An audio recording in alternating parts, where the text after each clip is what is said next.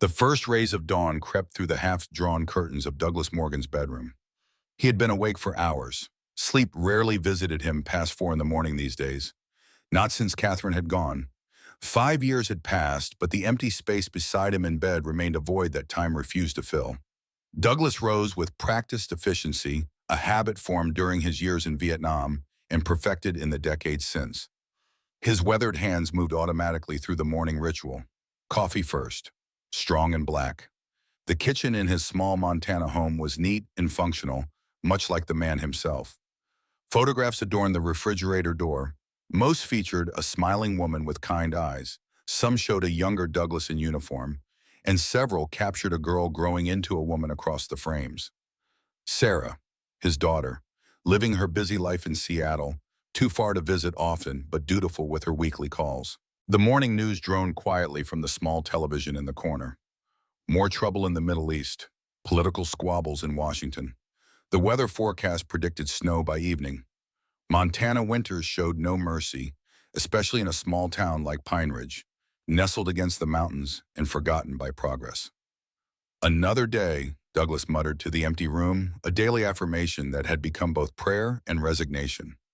At precisely 7:30, Douglas parked his aging Ford pickup in the staff lot behind the Pine Ridge Historical Museum. The building stood as one of the few points of pride in the declining town, a sturdy red brick structure housing a modest but respectable collection of regional artifacts, most centered around Native American history and the early settlement period. Tourism had dwindled to a trickle over the years, but the museum persisted, sustained by a combination of state grants and stubborn local pride.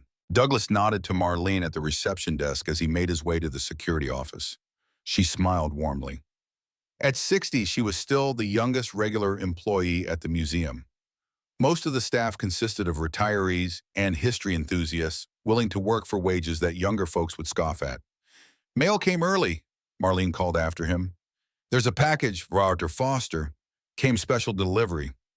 Douglas acknowledged with a raised hand and continued to his small office. He hung his heavy coat on the rack, revealing the simple uniform beneath. The security badge gleamed against the dark fabric. Chief of Security, a grand title for a one-man department in a museum that rarely saw more than 50 visitors on its busiest day. But Douglas approached his duty with the seriousness it deserved. The relics under his protection might not command the attention of the Metropolitan Museum of Art, but they carried the weight of history nonetheless. The morning passed with familiar routine. Douglas made his rounds through the quiet halls, checking each display case, each emergency exit, each surveillance camera. The rhythm of his footsteps echoed against marble floors and wood-paneled walls.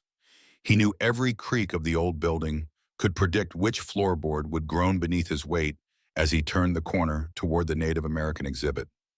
At noon, Harold Foster arrived. The museum's curator moved with the careful deliberation of a man in his 60s carrying precious cargo in both body and mind. His silver hair fell across his forehead as he leaned forward to sign the visitor log, though he was hardly a visitor after 20 years as the institution's academic heart. "Douglas," Foster greeted, his voice carrying the refined cadence of academia softened by decades in rural Montana. Marlene mentioned a package.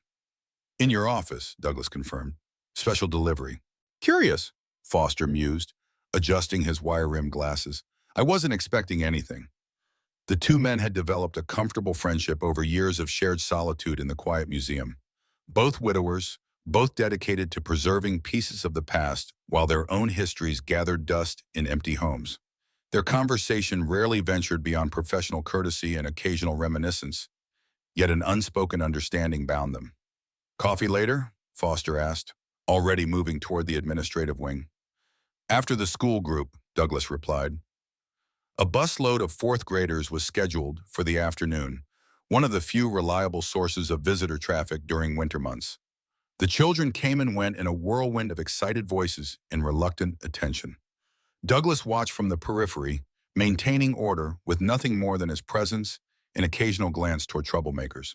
The teacher, a young woman with admirable patience, herded her charges through the exhibits with practiced efficiency. When the museum fell silent again, Douglas made his way to Foster's office. The curator sat hunched over his desk, completely absorbed in examining a small object. Without looking up, Foster gestured to the coffee pot warming on the shelf behind him. Douglas poured 2 cups and settled into the worn leather chair opposite the desk. "Quite remarkable," Foster murmured. Finally looking up, the package contained this. He extended his hand, revealing a pocket watch unlike any Douglas had seen before. The case appeared to be silver, though darkened with age, and slightly larger than typical vintage models. Intricate engravings covered the surface, patterns reminiscent of Native American designs, but with subtle differences that seemed both ancient and unfamiliar. "No paperwork," Foster continued, "no letter of explanation. Just this watch, wrapped in cloth, inside a wooden box marked with similar symbols." Douglas accepted the watch when Foster offered it, surprised by its substantial weight. The metal felt unusually warm against his palm, almost alive. "Who sent it?" "That's the mystery." The package listed no return address, only our museum name and my position. Not even my name, just curator, Pine Ridge Historical Museum. As Douglas turned the watch over in his hand, his thumb inadvertently pressed against what appeared to be the crown. The case sprang open, revealing a face unlike any timepiece he had encountered. Instead of numbers, strange symbols formed a circle around the perimeter. The hands themselves seemed crafted from a material that caught the light peculiarly, shifting between silver and a subtle blue glow as they moved. And they did move, though not in the measured, predictable rotation of a normal clock. The hands seemed to pulse, occasionally jumping forward or backward as if measuring something other than minutes and seconds. A sudden chill swept through the office, causing both men to glance toward the window, expecting to find it open to the winter air. It remained closed. Yet the temperature had dropped perceptibly, and for a fleeting moment, Douglas could have sworn he smelled pine trees and wildflowers, scents impossible in Montana's February chill. "I should research these markings," Foster said, reaching for the watch. "They appear similar to Blackfoot symbols, but something about them seems older." Douglas returned the watch reluctantly, feeling an inexplicable connection to the object that logic couldn't explain. "Let me know what you find." That night, Douglas dreamed, not the fragmented, forgettable images that occasionally visited his sleep, but vivid scenes that unfolded with impossible clarity. He walked through a forest unlike any in Montana. The trees towered impossibly high, their bark shimmering with an inner light. The undergrowth glowed with bioluminescence, illuminating a path that seemed to form before his feet as he advanced. And there was a woman's voice, familiar yet impossible to place, calling his name from somewhere ahead. Douglas followed the sound, moving deeper into the strange woodland. The path led to a clearing where moonlight bathed a standing stone, covered in markings identical to those on the watch. "Douglas," the voice came from behind the stone, "find the way. It's time." He woke with a gasp, his heart pounding against his ribs. The bedside clock read 3:17 a.m. Outside, snow fell in thick, silent curtains, accumulating on his windowsill. Douglas rose and moved to the window, pressing his palm against the cold glass. "Catherine," he whispered. Though he knew his wife had been gone for 5 years, her ashes scattered over the lake where they had spent so many summer evenings. Sleep eluded him for the remainder of the night. By morning, the dream remained vivid in his memory, refusing to fade like normal dreams. During his drive to the museum, Douglas found himself scanning the snowbound landscape as if searching for something, though he couldn't have named what he sought. The museum stood silent and still in the aftermath of the snowstorm. Douglas stamped snow from his boots in the entrance, noting Marlene's absence. The roads would be treacherous until the plows made their rounds. He might be alone for hours. He completed his morning rounds with meticulous attention, checking each room, each display case, each security sensor. Everything remained as it should be, yet Douglas couldn't shake the feeling that something had changed, that some fundamental aspect of the world had shifted during the night. His patrol brought him to Foster's office. The curator had apparently worked late, evidenced by papers spread across the desk and reference books stacked haphazardly on the floor. The wooden box that had contained the watch lay open, its interior lined with faded red velvet. The watch itself was nowhere to be seen. Douglas frowned. Foster was normally fastidious with artifacts, especially those of uncertain provenance and potential value. He would not have left the watch unsecured overnight. A soft sound from the direction of the storage rooms caught Douglas's attention. Few people besides himself had keys to those areas. He moved quietly through the exhibition hall toward the storage wing, instincts honed during a wartime heightening his awareness of every shadow. The sound came again. Not a footstep, but something lighter. A rustling, perhaps, or the gentle click of metal against metal.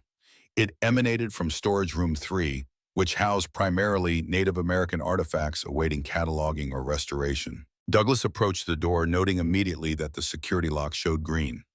Unlocked. He eased the door open, hand moving instinctively toward his hip, where a sidearm would have rested in his military days. The storage room stretched before him, shelves and cabinets, creating a labyrinth of narrow aisles. Motion-activated lights flickered to life as he entered, revealing the carefully organized chaos of a working museum's backstage area. Boxes labeled with catalog numbers and brief descriptions lined the shelves. Larger items stood draped in protective coverings. The sound came again, from the far corner where uncatalogued new acquisitions awaited processing. Douglas moved cautiously between the shelves, senses alert for any movement. He rounded the final corner and stopped abruptly. A woman stood with her back to him, her attention focused on an open drawer in the acquisitions cabinet. She wore a practical winter coat over what appeared to be a dress or skirt that reached her ankles. Her silver-streaked black hair hung in a single thick braid down her back. She was removing items from the drawer and examining them with evident purpose. "Ma'am," Douglas said firmly, "this area is restricted." The woman turned, showing no surprise at his presence. Her face carried the dignified beauty of advanced years, deep lines etched around eyes that held both wisdom and wariness. High cheekbones and copper skin spoke of Native American heritage. Douglas placed her age around 60, perhaps older. "Mr. Morgan," she said, her voice carrying the faint cadence of the reservation. "I expected you sooner." Douglas maintained his professional demeanor despite his confusion. "You have me at a disadvantage. This area requires authorization." The woman smiled faintly. "My name is Eleanor Whitecrow. I represent the Blackfoot Tribal Council on matters of cultural heritage. Foster granted me access yesterday afternoon." She reached into her coat pocket and produced an official-looking identification card with the tribal seal. "We have more pressing concerns than procedural violations, however." Before Douglas could respond, his attention was drawn to the object in her other hand.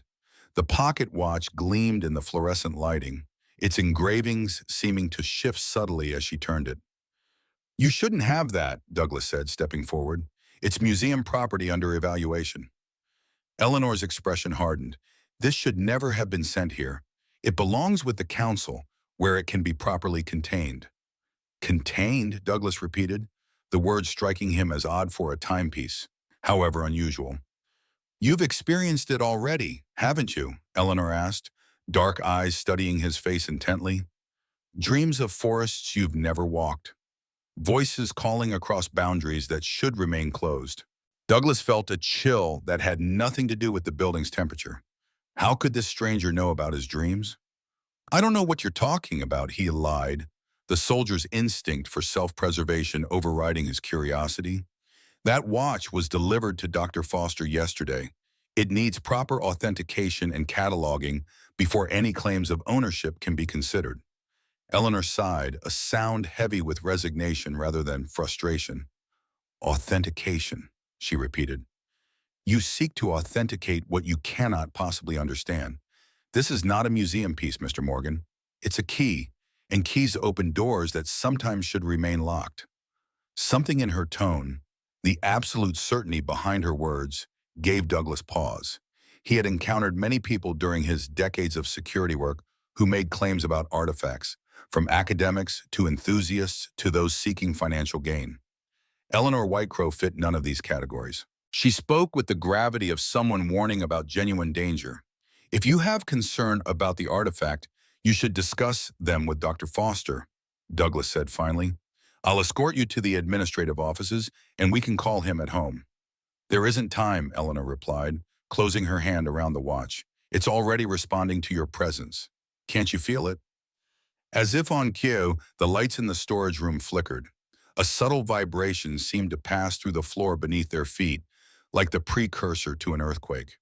Douglas instinctively glanced upward, checking for falling objects from the high shelves. "What was that?" he asked, professional concern replacing his skepticism. "The beginning," Eleanor said grimly. She extended her closed fist toward him, offering the watch. "Take it. It's chosen you, for better or worse. We need to understand why before others realize what's happening." Douglas hesitated, rational thought warring with instincts he couldn't explain. "Chosen me? It's an inanimate object." "Is it?" Eleanor challenged. "You felt its call last night. The dreams were only the first sign. Take it, Douglas Morgan. Feel its weight and tell me it's merely metal and gears." Against his better judgment, against every protocol of his position, Douglas extended his hand. Eleanor placed the watch in his palm, her fingers briefly touching his skin, warm and dry. The moment the watch made contact with his flesh, the vibration intensified. The air in the storage room seemed to thicken, pressure building as if a storm approached. The watch grew warmer, the engravings beginning to glow, with a faint blue light identical to the strange illumination he had witnessed in his dream forest. "What's happening?" Douglas demanded, his voice sounding distant to his own ears. Eleanor stepped back, her expression a mixture of awe and trepidation. "It's responding to you much more strongly than I anticipated. Whatever connection exists between you and the Watch of Worlds, it's profound." "Watch of Worlds?" Douglas repeated, finding it increasingly difficult to form words as the pressure in the room mounted. The light emanating from the engravings intensified, casting blue patterns across the storage shelves, across his hands, across Eleanor's watchful face. "A boundary keeper," she explained hastily, now backing toward the door. "A tool for those who walk between realities. The Council has sought it for generations. Now it appears to have sought you." Douglas wanted to dismiss her words as superstition or delusion, but the evidence literally glowed in his hand. The watch's case sprang open without his touch, revealing the strange face with its alien symbols and pulsing hands. The light from within grew blinding, forcing Douglas to narrow his eyes. The hands of the watch began to spin, first clockwise, then counterclockwise, their movement accelerating until they became a blur. A sound filled the room, a harmonic resonance that vibrated through Douglas's bones. The air before him seemed to ripple like heat waves rising from summer asphalt, but localized, forming a vertical distortion approximately 7 feet tall and 3 feet wide. "My God," Douglas whispered, instinctively stepping back but unable to release the watch from his grip. The rippling air parted like a curtain, revealing not the storage shelves that should have been visible, but a scene so alien and yet so familiar that Douglas felt his heart constrict. A forest stretched beyond the opening, identical to the one from his dream. Massive trees with luminescent bark rose into a twilight sky, painted with colors no Montana sunset had ever produced. The air that flowed through the opening carried the scent of wildflowers, rich earth, and something else, something ancient and unknowable. "Close it," Eleanor urged from behind him, her voice tight with fear. "Focus your will and close it now before anything notices." "Close what?" Douglas demanded, unable to tear his eyes from the impossible vista before him.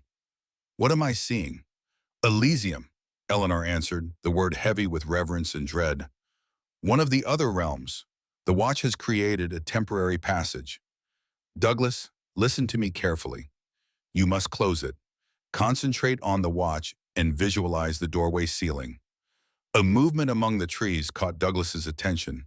A figure, too distant to make out clearly but unmistakably humanoid, stepped from behind one of the massive trunks. It paused as if sensing the opening, then began moving purposefully toward them. "Someone's coming," Douglas said, a strange calm settling over him, despite the impossibility of the situation. Eleanor was suddenly beside him, her hand gripping his arm with surprising strength. "Close it now.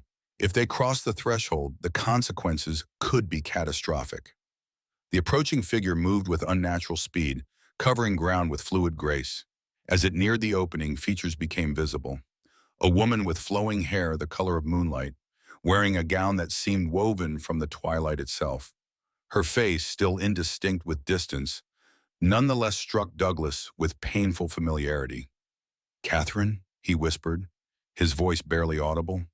The figure stopped, head tilting as if hearing him across the impossible divide, one pale hand raised, reaching toward the opening. Eleanor's grip tightened painfully. It's not what you think, not who you think. Close the passage. The rational part of Douglas's mind, the part trained in security protocols and emergency response, knew he should heed her warning. Yet the possibility, however remote, that Catherine somehow existed in this other realm paralyzed his decision-making. The figure took another step forward, now close enough that facial features became distinguishable.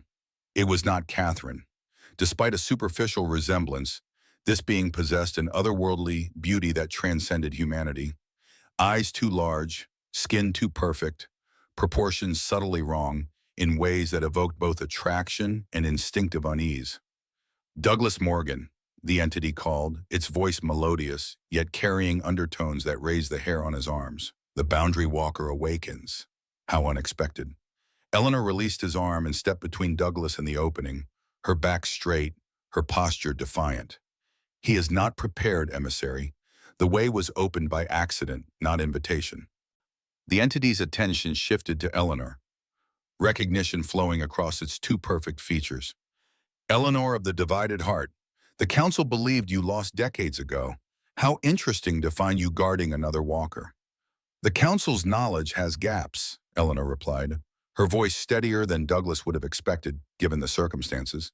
Now respect the ancient laws. This passage was not properly forged. It must be closed without crossing. The entity smiled, the expression beautiful yet chilling. The laws apply to us, not to humans who stumble blindly into powers beyond their comprehension. This one, it gestured toward Douglas, bears the mark of the old bloodlines. The watch would not have responded otherwise. Bloodlines? Douglas found his voice, stepping forward, despite Eleanor's attempt to keep him behind her. What are you talking about? What is happening here? The entity's gaze returned to him, eyes shifting color like captured aurora borealis. You carry the blood of those who once walked freely between worlds, human, diluted by generations, but present nonetheless. The Watch of Worlds responds to that heritage, opening paths long sealed. Don't engage, Eleanor warned quietly. Any information freely given comes with a price. The entity laughed, the sound like crystal bells. Always suspicious, Eleanor. I offer only truth, freely given this once. A courtesy to a new walker. Its expression sobered, but the courtesy extends no further than words. I have waited too long for such an opportunity. With startling speed, the entity lunged toward the opening. Eleanor shouted words in a language Douglas didn't recognize, making swift gestures with both hands. The entity collided with an invisible barrier at the threshold, recoiling as if struck. The old wards still hold, Eleanor said, satisfaction evident in her voice. You cannot pass without invitation. The entity's beautiful face contorted with anger, the mask of humanity slipping to reveal something ancient and predatory beneath.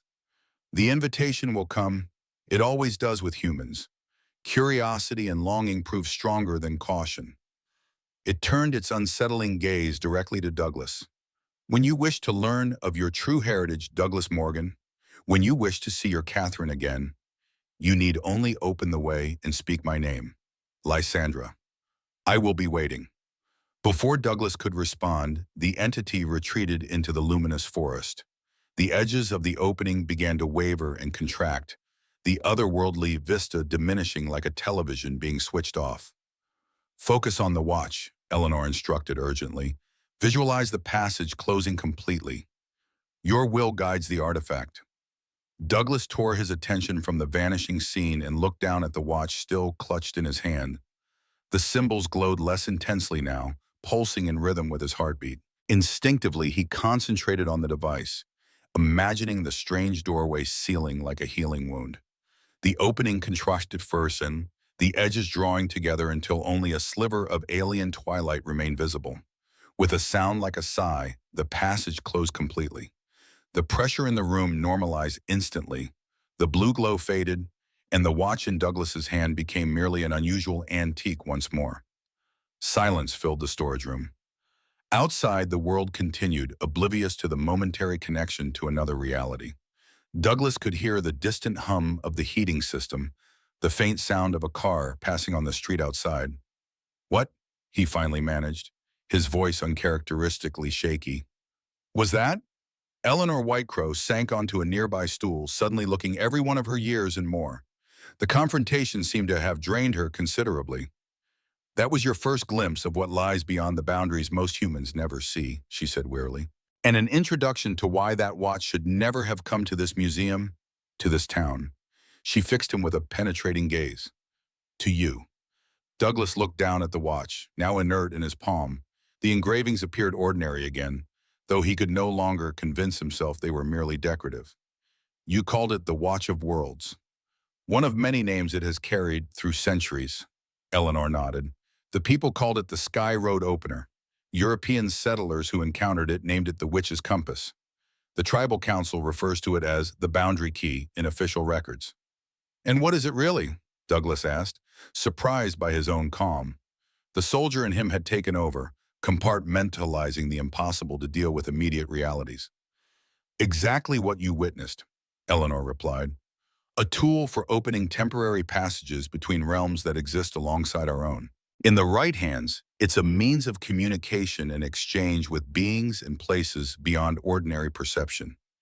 In the wrong hands," she trailed off, her expression grave. "In the wrong hands? The boundaries between worlds exist for good reason, Mr. Morgan. The natural order maintains a delicate balance. When that balance is disturbed, catastrophe follows." Douglas sank onto a crate opposite Eleanor, turning the watch over in his hands. "And you believe I have some connection to this thing because of bloodlines?" Eleanor studied him for a moment before answering. "The watch responds only to those with specific genetic heritage. Throughout history, certain families have produced individuals capable of perceiving and traversing the boundaries between realms. These boundary walkers, or guides, as some traditions call them, once served as intermediaries between our world and others. I think I would have noticed if traversing between worlds was a family tradition," Douglas said dryly. A ghost of a smile touched Eleanor's lips. "The ability often skips generations, and modern life has all but extinguished awareness of such gifts. Many potential walkers live their entire lives never knowing what they might have become. But in moments of transition, particularly after personal loss," her eyes flickered with knowing sympathy, "the sensitivity sometimes awakens." The implication struck Douglas with unexpected force. "You think Catherine's death somehow triggered this?" "Death thins the boundaries," Eleanor said simply. "Those who love the departed sometimes develop a heightened awareness of the realms where spirits journey. It doesn't happen often, but when combined with the latent abilities in your bloodline—" "This is insane," Douglas muttered, running a hand through his silver hair. Yet he couldn't deny what he had witnessed with his own eyes. The forest. The entity claiming to know him. The mention of Catherine. "I understand your skepticism," Eleanor said. "Had I not been born into a family tasked with guarding knowledge of the boundaries, I would find it equally difficult to accept." Douglas looked up sharply. "You're a walker too?" Eleanor's expression became guarded. "I was once. Now I merely watch and warn when necessary. The tribal council has maintained awareness of the boundaries for centuries, passing knowledge through specific bloodlines. And this entity, Lysandra, she called you Eleanor of the Divided Heart. She said the council thought you were lost." Pain flickered across Eleanor's features. "My history with the council and the other realms is complicated, Mr. Morgan. Suffice it to say that I made choices in my youth that had consequences. I've spent decades attempting to atone." Douglas sensed deeper waters than he was prepared to navigate. He returned his attention to the watch. "What happens now? What am I supposed to do with this?" "Ideally, you would give it to me so I could return it to the council's keeping," Eleanor said, though her tone suggested she expected refusal. As if responding to her words, the watch grew warm against Douglas's palm. Not the intense heat of the earlier activation, but a gentle, pulsing warmth that felt almost like a heartbeat.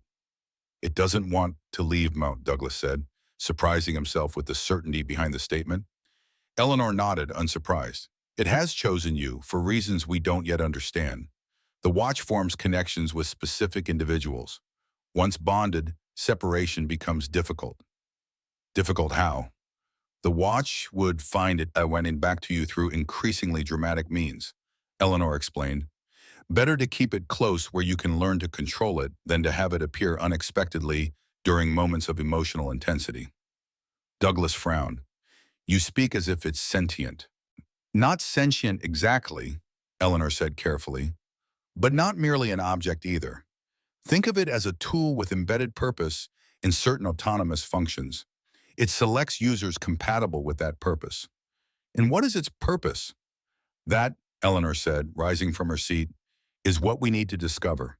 The watch has been missing from the Council's archives for nearly 40 years. Its sudden reappearance and its selection of use specifically suggests larger forces at work.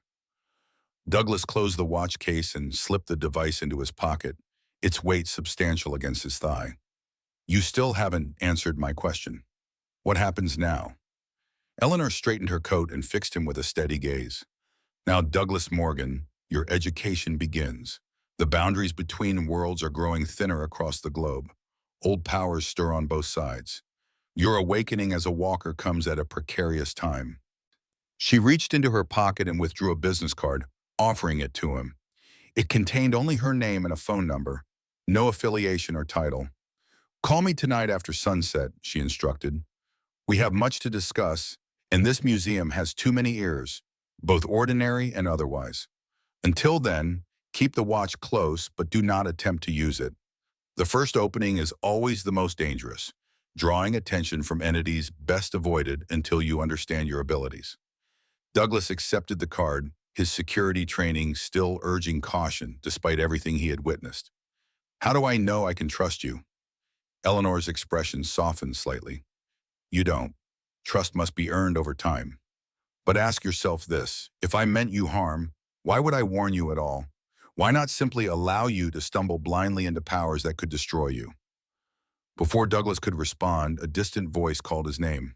Marlene had arrived, her familiar footsteps approaching the storage area. Remember, Eleanor said urgently, after sunset. And Douglas, watch for signs. Now that you have opened a passage, however briefly, your perception will continue to change. You'll begin to notice things others cannot see. Some of these things will notice you in return. With those unsettling words, she moved swiftly toward the storage room's second exit, disappearing through the door moments before Marlene appeared at the main entrance. Douglas, are you in here? Marlene called, peering into the dimly lit space. The road's finally cleared. Dr. Foster called to say he's on his way in. Douglas composed himself, decades of military discipline, allowing him to project normal calm despite the turmoil beneath. Just completing the morning checks, he responded, moving toward her. Everything's secure. As he followed Marlene back toward the exhibition halls, Douglas felt the weight of the watch in his pocket like a living thing, pulsing with secrets and possibilities. His rational mind still fought against accepting what he had witnessed, yet deeper instincts recognized truth when confronted with it. Something fundamental had changed in Douglas Morgan's carefully ordered existence. The boundaries he had never known existed had begun to crumble, revealing glimpses of worlds beyond imagination. And somewhere in those other realms, something waited that knew his name and claimed connections to his past. Catherine. The name echoed in his thoughts as he resumed his duties, moving through the museum with outward normality while inwardly reeling. Had the entity spoken truth or merely used his deepest loss to manipulate him? Either possibility left him profoundly unsettled. By the time Harold Foster arrived, breathless and flushed from hurrying through the cold, Douglas had made his decision. He would meet with Eleanor Whitecrow and hear what she knew. He would learn about this supposed heritage flowing through his veins. He would discover the truth about the watch now resting against his heart. And perhaps, just perhaps, he would learn whether death truly was the impenetrable barrier he had always believed, or merely another boundary waiting to be crossed by those who possessed the key. The sun hung low in the Montana sky by the time Douglas left the museum. Harold Foster had spent the afternoon in an agitated state, searching frantically for the missing watch. Douglas had maintained a careful silence about the artifact now nestled in his pocket, responding to Foster's concerns with professional promises to review security footage and check the locks. The lie sat uneasily on his conscience, foreign to a man who had built his life on straightforward honesty. Yet the morning's impossible events had reshaped his understanding of what constituted necessary deception. Snow crunched beneath his boots as he walked to his truck, the winter air burning his lungs with each breath. The ordinary world continued around him, oblivious to the revelation that it existed as merely one layer of a greater reality. Traffic lights changed. Teenagers huddled outside the corner store. A dog barked from behind a picket fence. The mundane backdrop felt surreal now, like actors performing on a stage that Douglas suddenly realized had a vast hidden backstage area he had never noticed. He drove home mechanically, mind churning with questions that had no framework for answers. His small house welcomed him with familiar emptiness, the silence that had been his constant companion since Catherine's passing. Douglas moved through his evening routine by habit. Boots by the door, coat on the hook, keys in the ceramic dish Catherine had made during that pottery class she took the summer before her diagnosis. The watch seemed to pulse against his thigh as he reached into his pocket to retrieve it. In the fading daylight filtering through his kitchen window, the artifact appeared almost ordinary. Tarnished silver case, intricate engravings that might pass for decorative if one didn't know better. Only when he opened it did the otherworldliness reveal itself in the strange symbols and the hands that moved according to laws of time and space beyond human reckoning. Douglas placed the watch on his kitchen table and stared at it while the room darkened around him. Outside, streetlights flickered on, casting long shadows across his yard. Sunset approached. Soon he would call the number Eleanor Whitecrow had provided, committing himself to whatever path the watch had set before him. A memory surfaced from the fog of grief that had clouded the days following Catherine's funeral. Her cousin Marcus, a serious man with kind eyes, whom Douglas had met only twice before, had taken him aside during the reception. Catherine sometimes spoke of family legends, Marcus had said, his voice low and hesitant. Old stories about certain bloodlines having special gifts. She believed they might be more than just stories. Douglas had dismissed the comment as the kind of well-intentioned but misguided attempt at comfort that mourners often offered. Now the words returned with new significance. Had Catherine known something about her heritage? About his? Had her research into family history uncovered truths that ultimately led to her separation from the living world? The last light of day faded from his kitchen. Douglas reached for his phone and dialed Eleanor's number. Decision made. She answered on the first ring. You've noticed changes already. Not a question, but a statement delivered with quiet certainty. What do you mean, Douglas asked, though part of him already knew.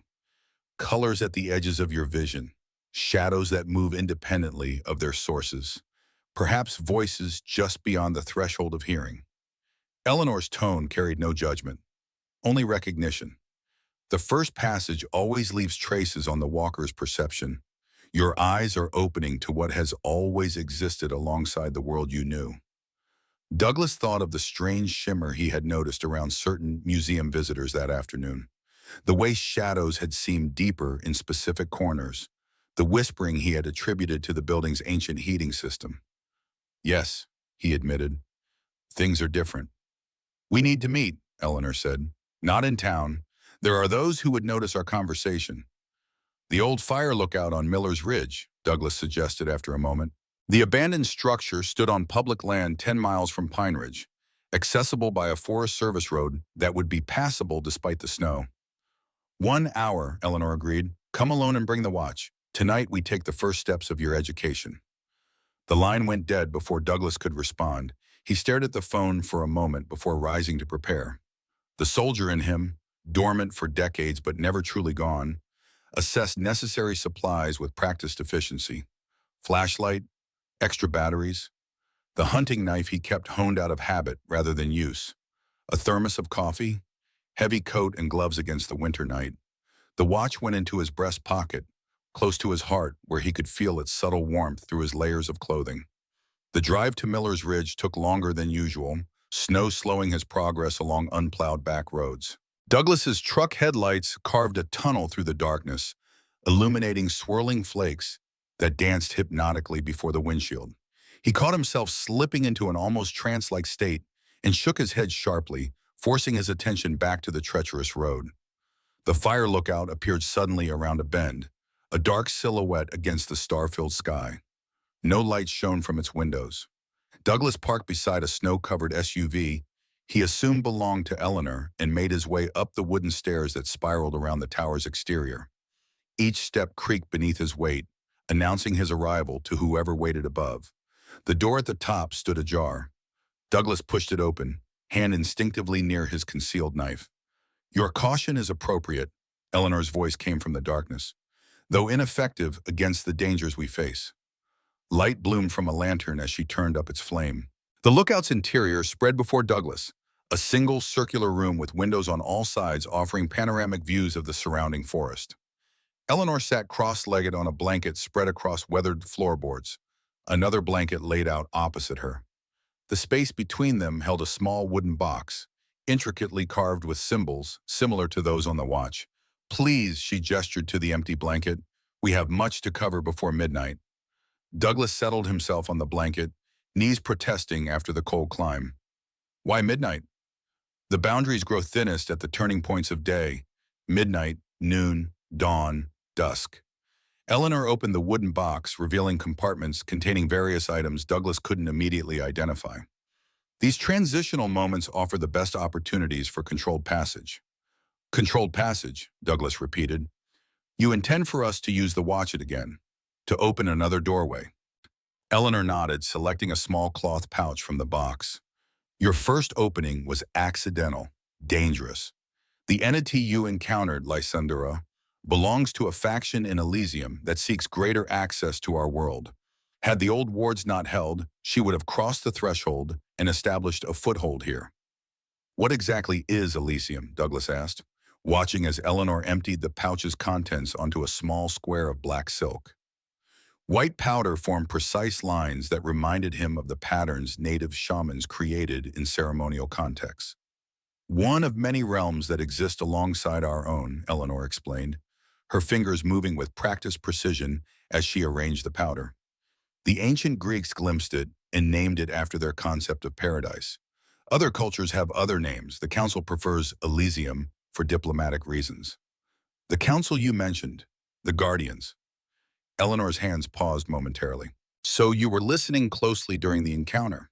"Good. Yes, the Council of Guardians oversees boundary maintenance from the Elysium side. They are neither fully human nor entirely other. They exist in the space between, maintaining the balance." "And you were once among them," Douglas said, recalling Lysandra's words. Pain flickered across Eleanor's weathered features. "A lifetime ago, before mistakes were made, before consequences were paid." She resumed her work with the powder, completing a circular pattern approximately 2 feet in diameter. "The watch responds to your bloodline, Douglas Morgan, but using it safely requires knowledge you don't yet possess. Tonight I will guide your second passage, a controlled journey to seek answers rather than stumbling blindly across boundaries." "Answers about Catherine," Douglas said, the name catching in his throat. "The entity, Lysandra. She implied my wife still exists somehow." Eleanor's dark eyes met his, compassion and caution equally present. "Entities from other realms often use human desires and grief as manipulation tools, yet sometimes truth hides within their deceptions." She held out her hand. "The watch, please." Douglas removed the timepiece from his pocket, hesitating before placing it in Eleanor's palm. "What specifically are we hoping to accomplish tonight?" "Three objectives," Eleanor replied, placing the watch carefully at the center of the powder pattern. "First, to demonstrate proper passage techniques so you can navigate boundaries safely. Second, to introduce you to the Council so they know a new walker has awakened. And third," her voice softened, "to discover the truth about Catherine's connection to Elysium." Outside, wind whispered through the surrounding forest, creating a backdrop of gentle susurration that heightened the isolation of their position. Miles from town, from other humans, the lookout existed in its own bubble of reality, a fitting place for boundary work.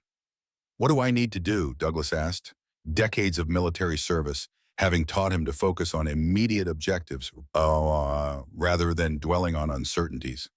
"Place your hand on the watch," Eleanor instructed, shifting to a kneeling position. "Focus on your connection to it. Visualize a doorway forming, but controlled, stable. I will speak the words that help shape the passage." Douglas extended his hand, palm hovering above the watch. And if something goes wrong, if entities like Lysandra attempt to cross over, then we close the passage immediately and retreat, Eleanor said simply. I prepared this location with temporary wards. They wouldn't hold against a determined incursion, but they'll buy us time to assume if necessary. The practicality of her contingency plan reassured Douglas more than any mystical explanation could have. He lowered his hand to the watch, feeling immediate warmth spreading up his arm as his skin made contact with the metal. Eleanor began speaking in a language Douglas didn't recognize, the syllables flowing like water over stones, ancient and powerful. The powder surrounding the watch began to glow with soft blue light identical to the illumination from the engravings. Douglas felt rather than saw the air before them begin to ripple and part. Unlike the chaotic opening in the museum storage room, this passage formed with deliberate slowness, edges crystallizing with geometric precision. Through the widening aperture, Douglas could see the same luminescent forest from his dream and his first accidental crossing. This time, however, the view revealed a path leading deeper among the massive trees, clearly marked with glowing stones on either side. The approach path, Eleanor murmured, switching back to English. The council has acknowledged our request for passage. They await us. The opening stabilized, a perfect arch of light approximately 7 feet tall and 4 feet wide. Beyond it, the forest pulsed with life and color impossible in the mundane world. Bioluminescent flowers carpeted the ground beneath the towering trees. Strange birds with feathers that trailed light like comets flitted between branches. The air that flowed through the opening carried scents of cinnamon and ozone, an intoxicating combination that made Douglas's head swim momentarily.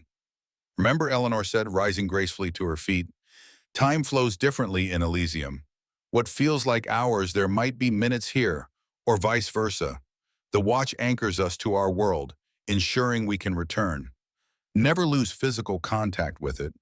She extended her hand, the watch now hanging from a chain around her wrist. Douglas took her offered hand, surprised by the strength in her grip. Step through with purpose and certainty, she instructed. Hesitation at the threshold can attract unwanted attention.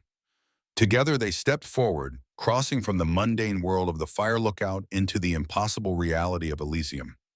Douglas felt momentary resistance, like pushing through invisible cobwebs, then a sensation of lightness as the atmosphere of the other realm enveloped him. His first coherent thought was that his dreams and glimpses had failed utterly to capture the true nature of Elysium. Colors existed here that had no names in human language, vibrating at frequencies that seemed to resonate with his very cells. The massive trees rose impossibly high, their trunks wider than redwoods, bark patterned with swirling bioluminescence that pulsed in slow, hypnotic rhythms. The ground beneath his feet felt simultaneously solid and somehow responsive, as if the forest floor recognized his presence. Breathe deeply but slowly, Eleanor advised, still holding his hand firmly. Your body is adjusting to different physical laws. Some first-time crossers experience disorientation. Douglas nodded, focusing on controlled breaths as he had been taught in combat preparation. The initial dizziness subsided, leaving heightened awareness in its wake. He could perceive more here, as if additional senses had awakened upon crossing the threshold. This way, Eleanor said, indicating the path marked by glowing stones. The council chamber lies at the heart of the Elder Grove. We've been granted safe passage, but we should not linger unnecessarily. As they moved along the path, Douglas became aware of watchful presences among the trees.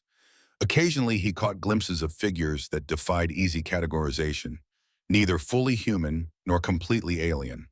They observed the travelers without approaching, their curiosity evident even at a distance. Border guardians, Eleanor explained, noting his attention. Lesser sentinels who patrol the boundaries and report to the council. They're curious about you. New walkers are rare in these times. The path wound deeper into the forest. Forest, eventually opening into a vast clearing dominated by a single tree of such immense proportions that Douglas could scarcely comprehend its scale. The trunk must have measured 100 feet in diameter, rising to a height that disappeared into misty upper reaches beyond vision.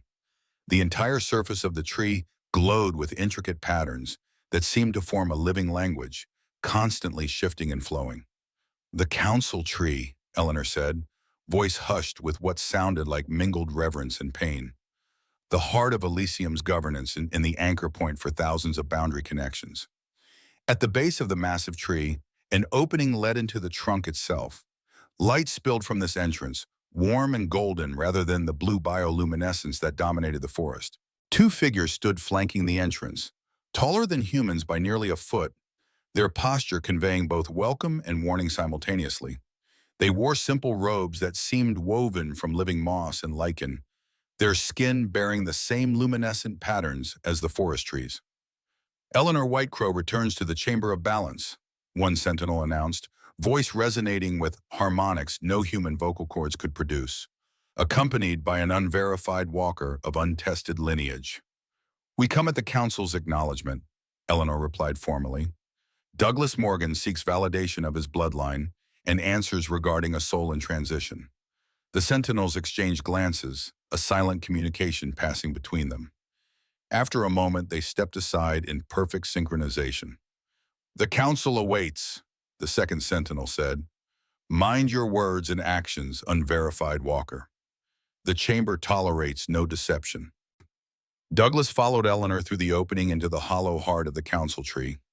The interior expanded impossibly, defying the external dimensions in ways that made his mind struggle to reconcile the spatial contradiction. A circular chamber stretched before them, at least 200 feet in diameter, with a domed ceiling that glittered like a night sky filled with unfamiliar constellations. 7 throne-like seats formed a semicircle at the chamber's broad center, each carved from different material. 5 were occupied by beings who resembled humans in their general form, but differed in subtle, unsettling ways. Their features seemed to shift slightly when viewed from different angles. Their eyes contained galaxies. The central throne, largest and seemingly carved from the living wood of the council tree itself, held a figure that commanded attention through stillness rather than movement. Alaric, Douglas presumed, leader of the council. He appeared as an elderly man with silver hair and beard that flowed like water, yet his posture conveyed strength beyond human capacity. When he opened his eyes to regard the visitors, Douglas felt himself pierced by awareness that stretched across millennia. "Eleanor of the Divided Heart returns to us." Alaric's voice filled the chamber without seeming loud, each word perfectly formed and weighted with authority. "4 decades in human reckoning since your departure. The council remembers both your service and your transgression." Eleanor bowed her head briefly. "I come not for myself, Lord Alaric, but as guide to one who carries the old blood, one who holds the watch of worlds that once belonged to the council's keeping." Alaric's ancient gaze shifted to Douglas, assessment flowing like a physical current between them. "Step forward, Douglas Morgan, that your lineage may be recognized." Eleanor gave Douglas's hand a reassuring squeeze before releasing it, the watch transferring to his grasp in the same motion. He moved forward, stopping at what instinct told him was a respectful distance from the semicircle of thrones. "I don't fully understand why I'm here," Douglas said honestly, his voice sounding jarringly ordinary in the magnificent space. "I seek answers about my wife, Catherine Morgan, and about this watch that seems connected to me." A ripple of response passed through the council members, expressions of surprise or confirmation impossible to interpret fully. Alaric raised a hand, the gesture immediately bringing silence. "Truth flows from you, Douglas Morgan. The chamber confirms it." Alaric leaned forward slightly. "Your bloodline traces to the first Concord, when certain human families were entrusted with boundary maintenance from your side of the veil.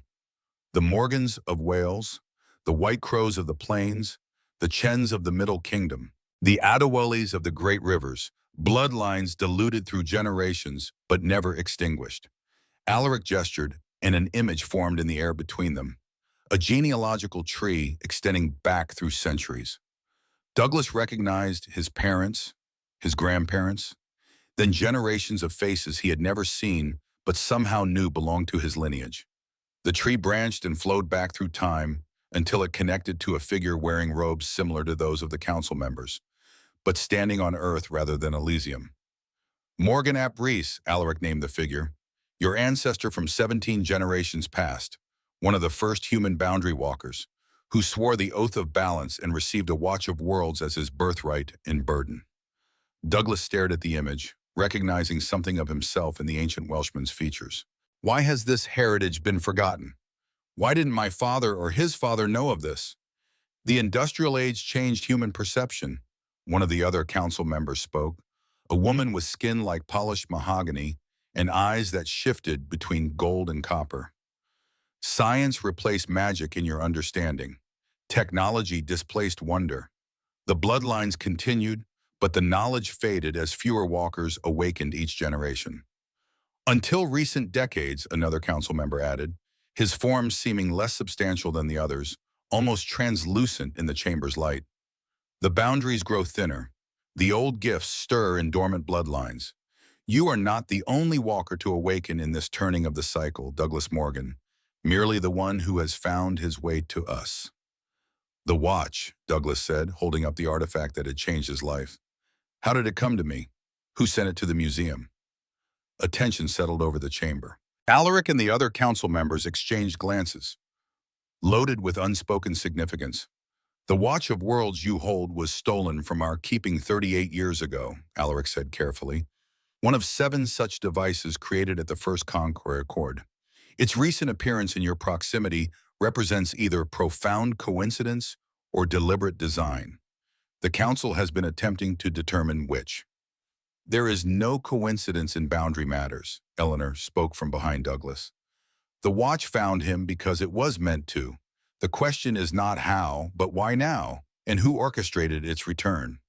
Indeed, Alaric agreed, but these questions, while significant, are not what truly brings you to our chamber, are they? Douglas Morgan, speak the name that burns in your heart. Douglas felt a surge of emotion rising from depths he had carefully guarded since Catherine's passing. My wife, Catherine Morgan.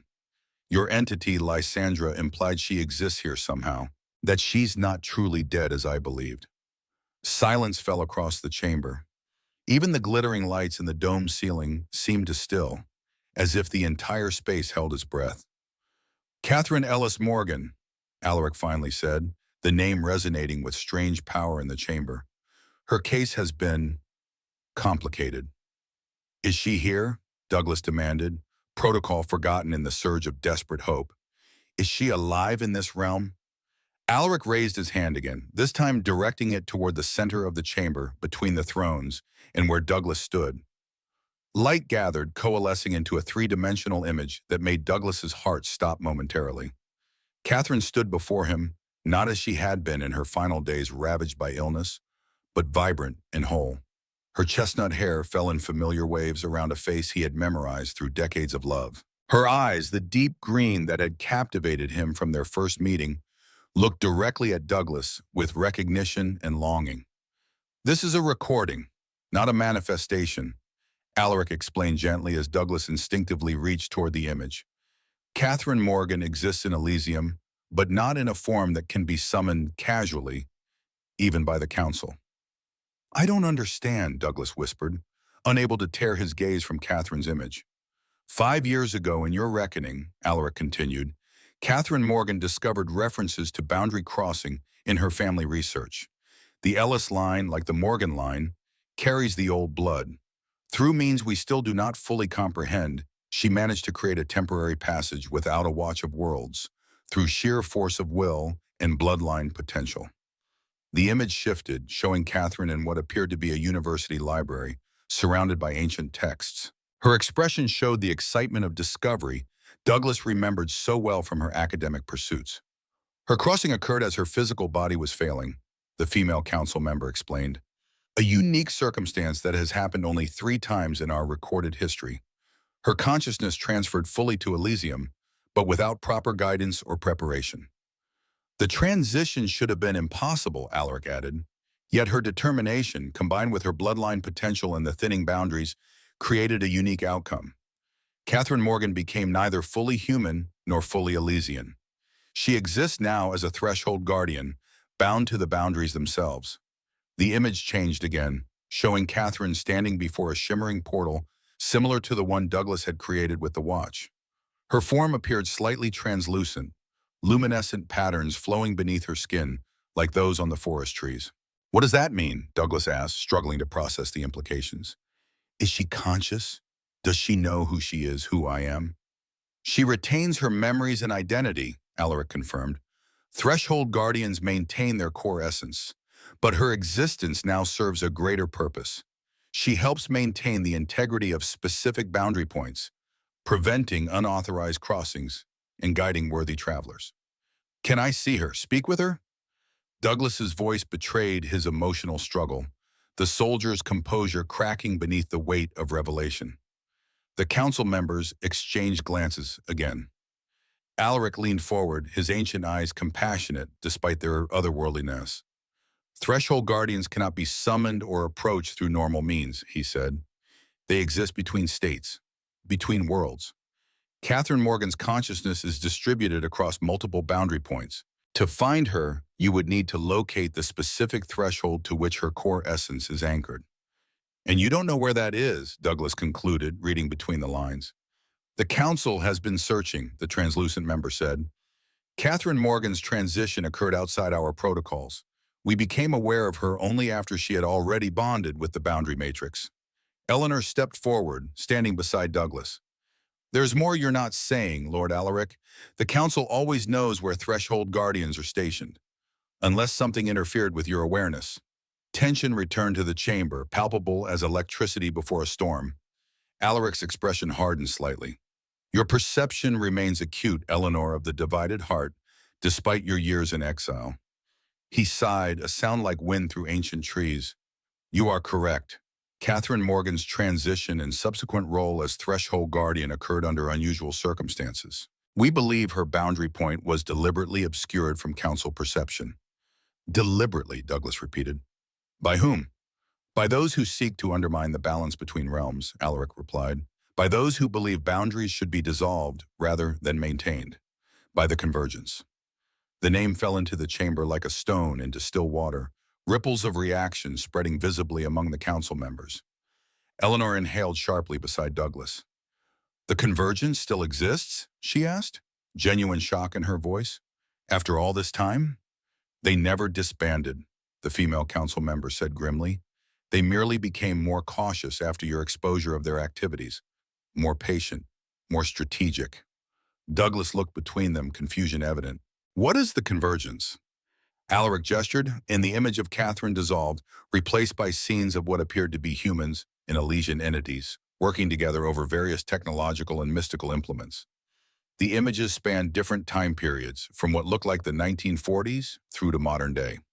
A movement that believes the separation between realms is artificial and harmful, Alaric explained, founded centuries ago, but gaining significant power during your World War II, when boundary thinning reached critical levels due to massive death tolls.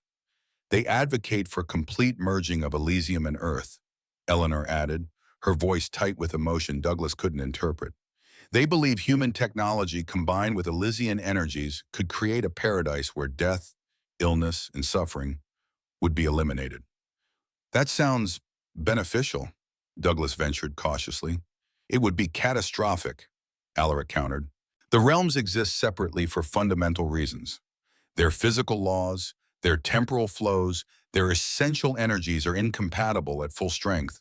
A complete merger would destroy both worlds, not unite them. The boundaries allow limited interaction, the translucent council member elaborated. Controlled exchanges of knowledge, energy, and occasionally individuals. This balance has sustained both realms for millennia. The convergence rejects this truth, Eleanor said. They believe the council exaggerates the dangers to maintain their power and position.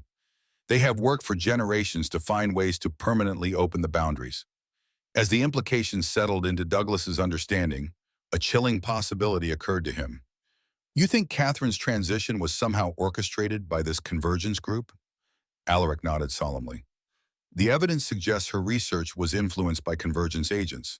Specific texts made available to her. Certain archives mysteriously accessible.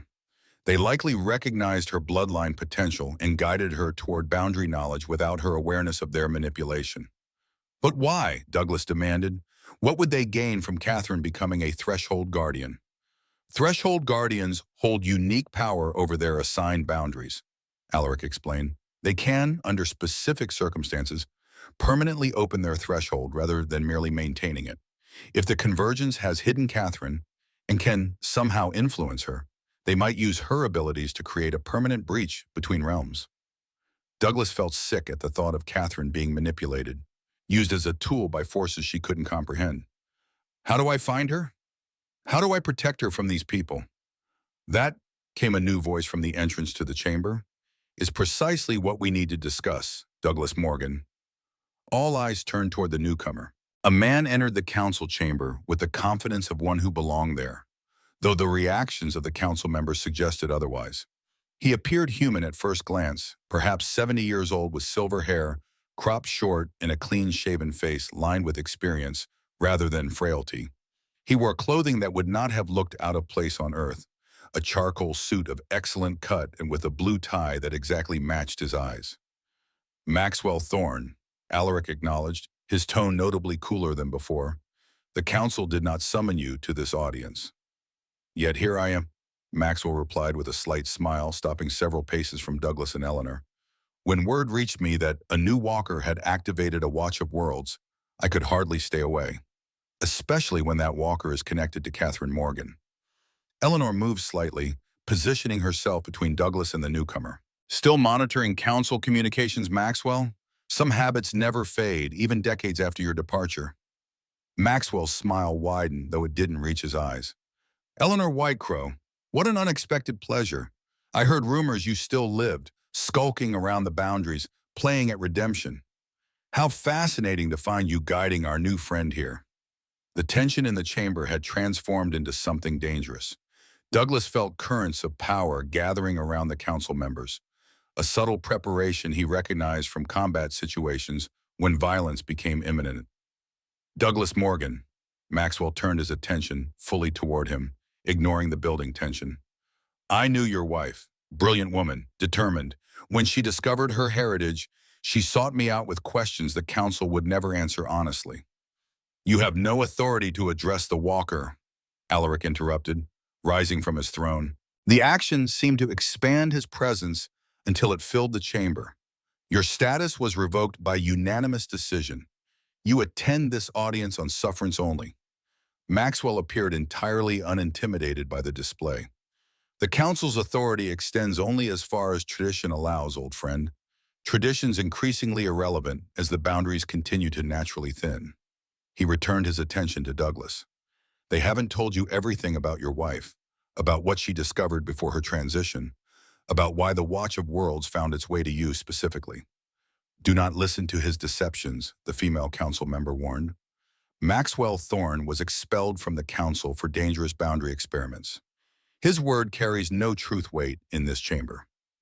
Yet I notice you haven't activated the chamber's truth protocols for this conversation, Maxwell observed mildly. Interesting choice. Douglas felt caught in currents beyond his understanding, yet his focus remained fixed on one point. You said you knew Catherine. What did she discover? What haven't they told me? Maxwell's expression shifted to one of sympathetic understanding. Catherine discovered that death itself is a false boundary, Douglas. That the separation between living and dead is as artificial as the boundaries between worlds. She was researching ways to transcend this final division when her illness accelerated. Dangerous lies, Alaric thundered, the chamber trembling with his anger. Death is the most natural boundary of all, essential to the cycle of existence. Natural for some, Maxwell countered calmly. Unnecessary for others. Catherine understood this. She sought to create a world where such divisions no longer constrained human potential. He stepped closer to Douglas, ignoring Eleanor's protective stance. I can take you to her, Douglas Morgan. The council cannot or will not, but I know exactly where Catherine's threshold is anchored. I can reunite you, as she would have wanted. At what price? Eleanor demanded. Something Maxwell Thorne offers comes freely. Tell him what you really want, Maxwell. Tell him about your convergence plans.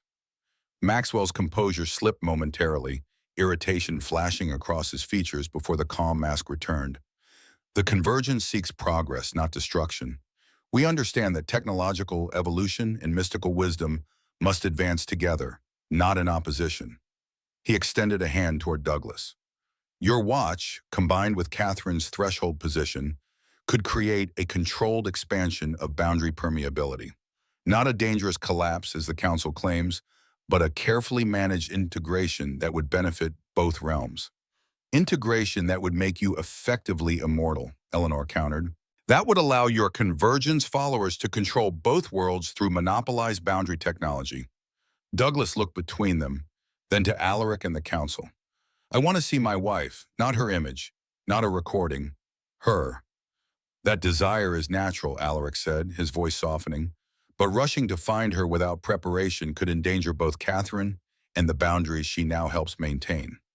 Maxwell Thorne offers a path that seems direct, but leads to consequences beyond your understanding. More delays, more excuses, Maxwell sighed theatrically.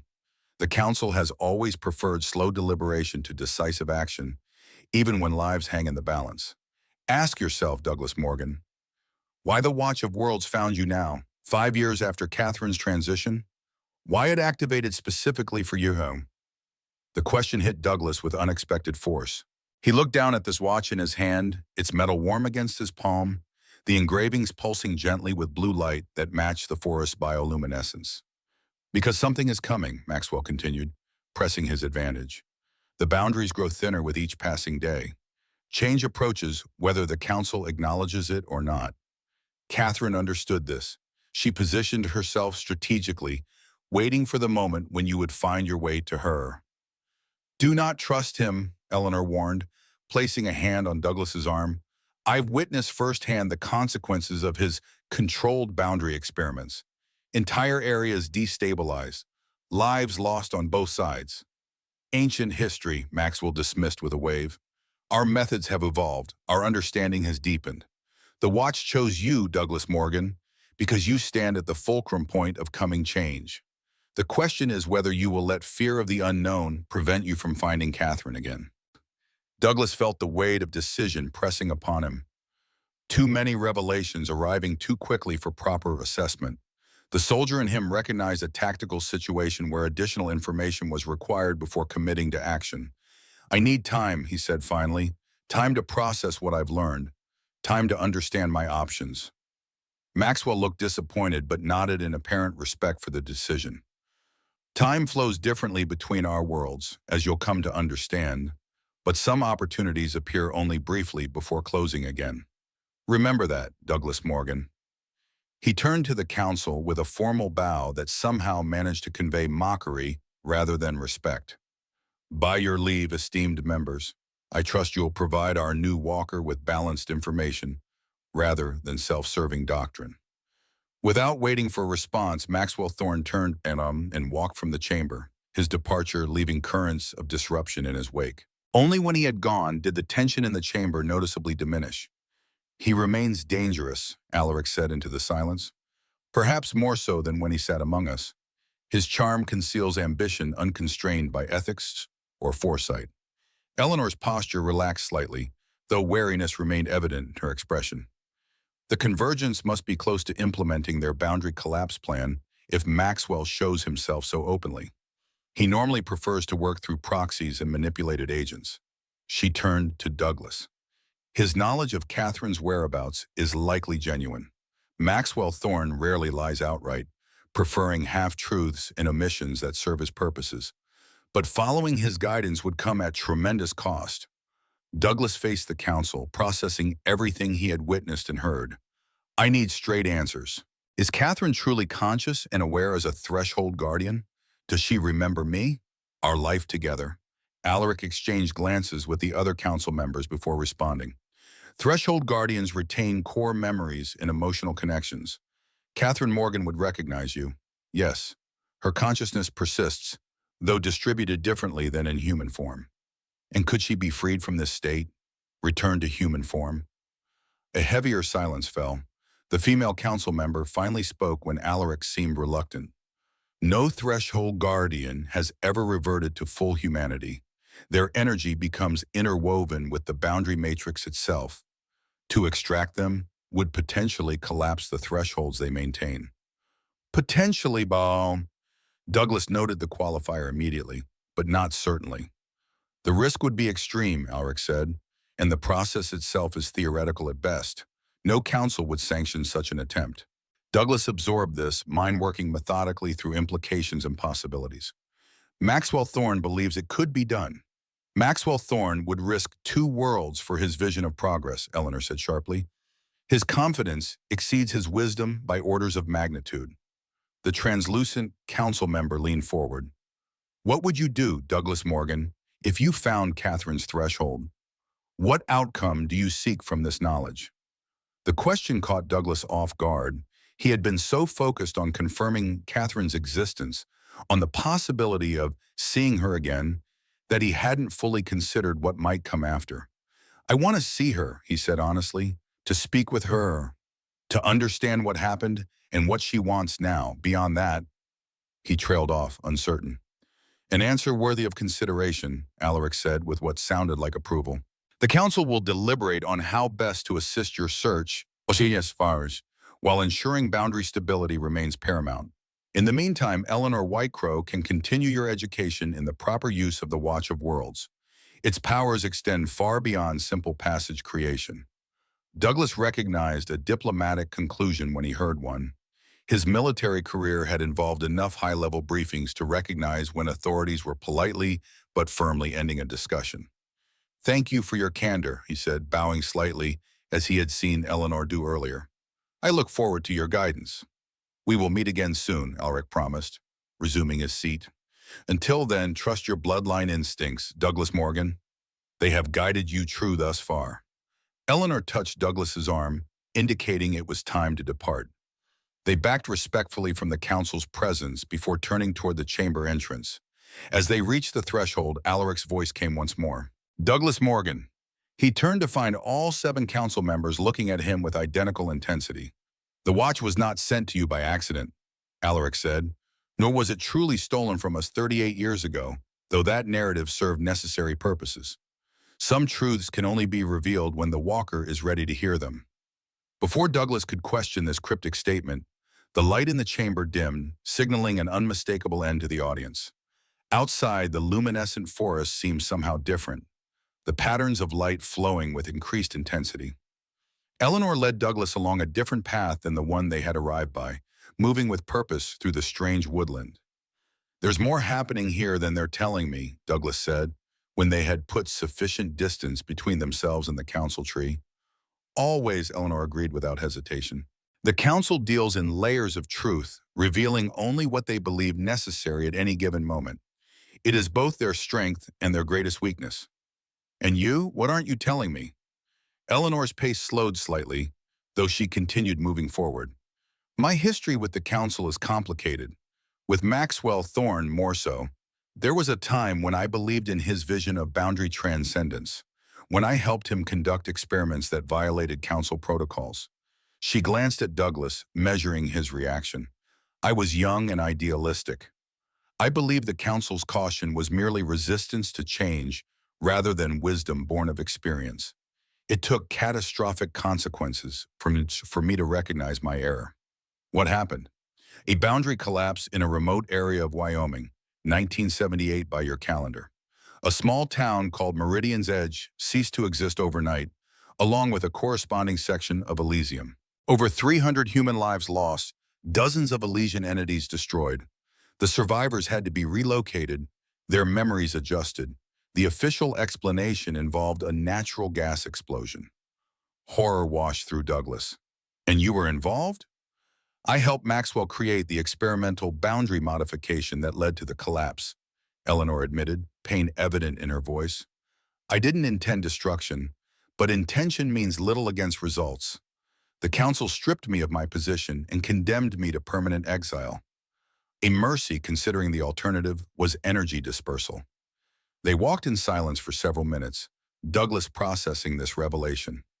Finally, he asked the question that seemed most relevant to his situation.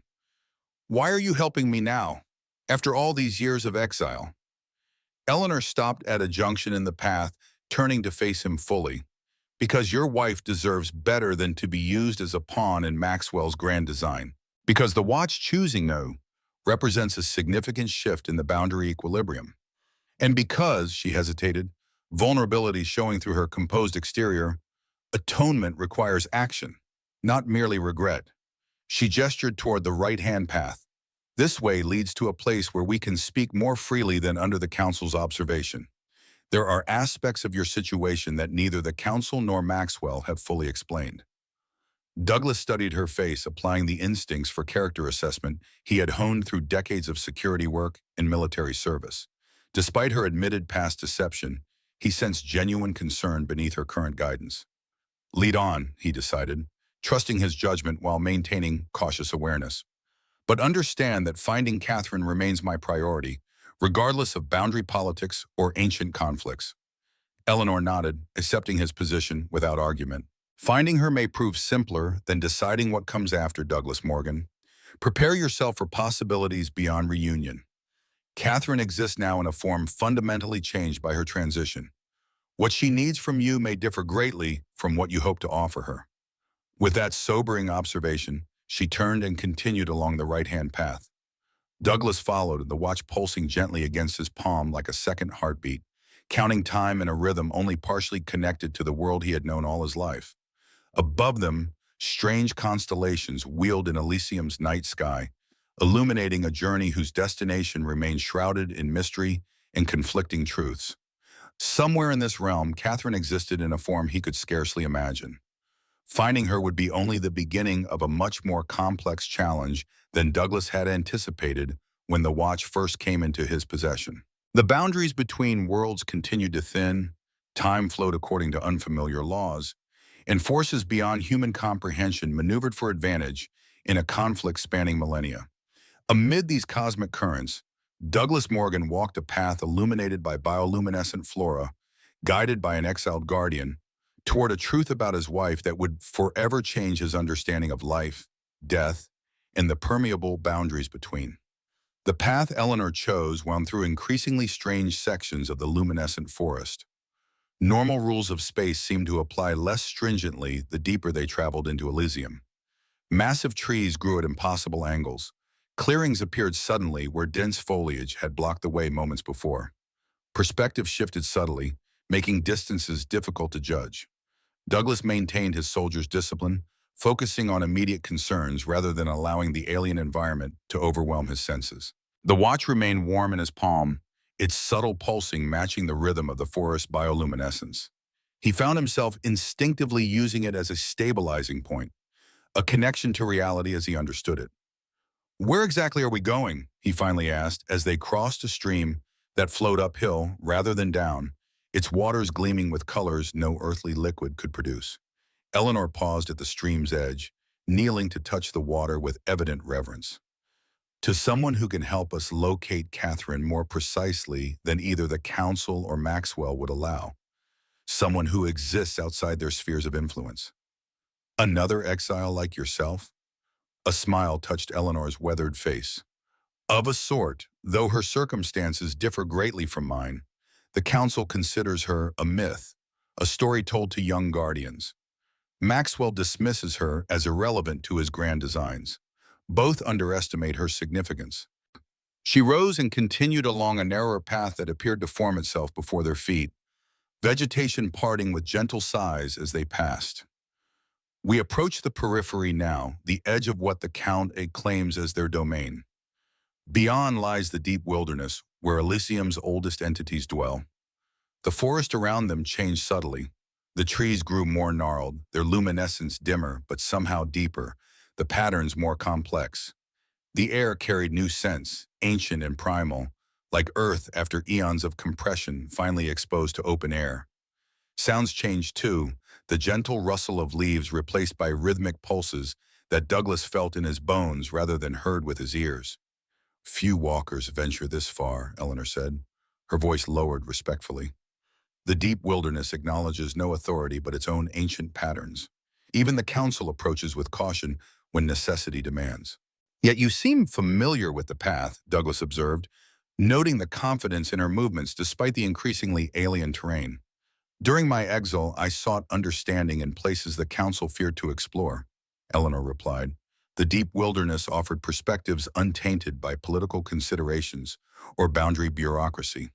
A massive fallen tree blocked their path, its trunk wider than Douglas was tall. Unlike the living trees around them, this ancient giant lay dark and apparently lifeless. Yet when Eleanor approached and placed her palm against the bark, subtle illumination spread from her touch, revealing intricate patterns carved into the wood. "We seek audience with the memory keeper," Eleanor spoke to the fallen giant, her voice carrying unusual resonance. "A walker seeks knowledge of a lost threshold. Time grows short as the boundaries thin." For several moments, nothing happened. Then the carvings in the trunk began to glow with increasing intensity, the patterns shifting and flowing like liquid light. A section of the massive trunk seemingly dissolved, revealing an opening large enough for them to pass through. "The memory keeper accepts our petition," Eleanor said with evident relief. "Follow closely and speak only when addressed directly. Her protocols differ from the council's formal procedures." Douglas nodded, following Eleanor through the opening into the hollowed interior of the ancient tree. Unlike the council chamber's impossible expansion, this space respected physical limitations while making masterful use of available dimensions. The inner trunk had been transformed into a spiral pathway that wound downward, illuminated by soft light emanating from the wood itself. They descended in silence, the air growing noticeably warmer and heavier with rich organic scents. The spiral pathway eventually opened into a circular chamber at what must have been below ground level, the roots of the massive tree forming intricate patterns across walls and ceiling.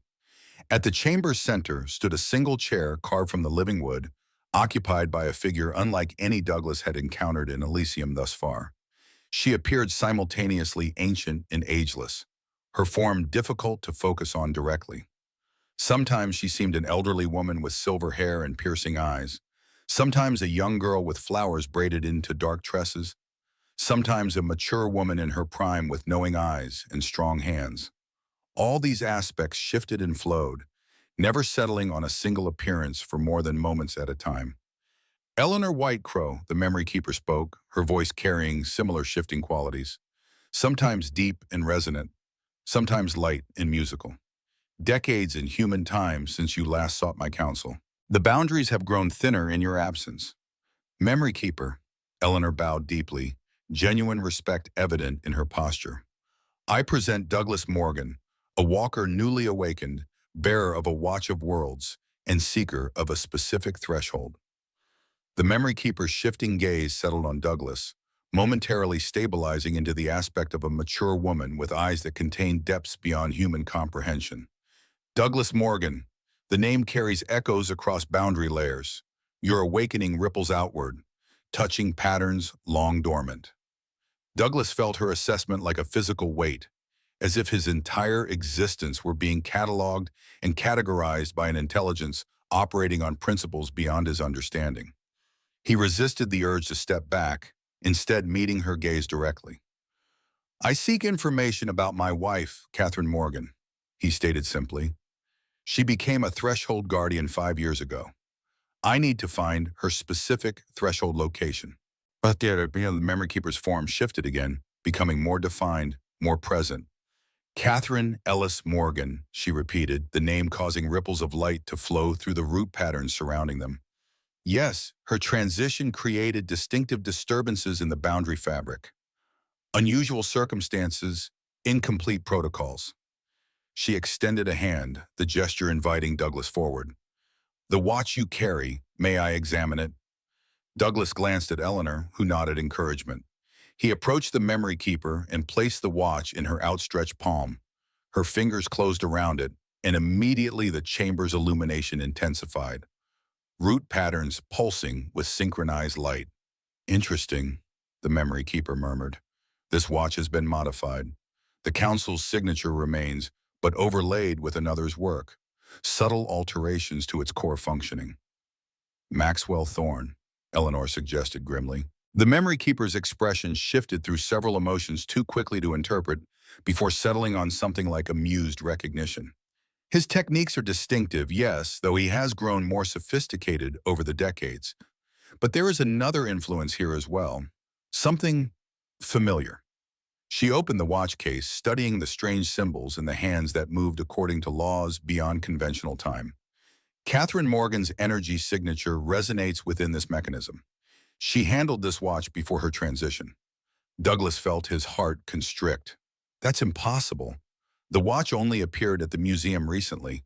Catherine died 5 years ago. Time flows differently across boundary layers. The memory keeper reminded him gently. What appears sequential from one perspective may be simultaneous or reversed from another. Catherine Morgan's connection to this watch is independent of your linear perception. She closed her eyes, maintaining physical contact with the watch, her form stabilizing into the elderly aspect as she concentrated. I see fragmented patterns, deliberate obfuscation. Catherine Morgan's threshold location has been intentionally concealed through complex boundary manipulations. By the convergence? Eleanor asked. Partially, the memory keeper replied, eyes still closed. But the concealment bears multiple signatures. The council's methods are present, as are the convergence's countermeasures. A third influence operates beneath both, subtle yet persistent. Catherine Morgan herself has contributed to the concealment. Catherine is hiding herself? Douglas asked, confusion evident in his tone. From the council and the convergence both? The memory keeper opened her eyes, their depths containing swirling galaxies of information. She protects something, something discovered during her transition, something both sides seek but neither fully understands. She returned the watch to Douglas, her touch lingering momentarily on his hand. The threshold you seek lies at the convergence point, the place where boundary layers naturally intersect without artificial passage. In your world, it manifests at the lake where Catherine's ashes were scattered. The revelation struck Douglas with physical force. Whitefish Lake. Of course, she always said she felt most at peace there. Natural boundary convergence points often attract sensitive humans throughout their lives, the memory keeper explained. The thinness of the veil creates subtle comfort for those with latent abilities.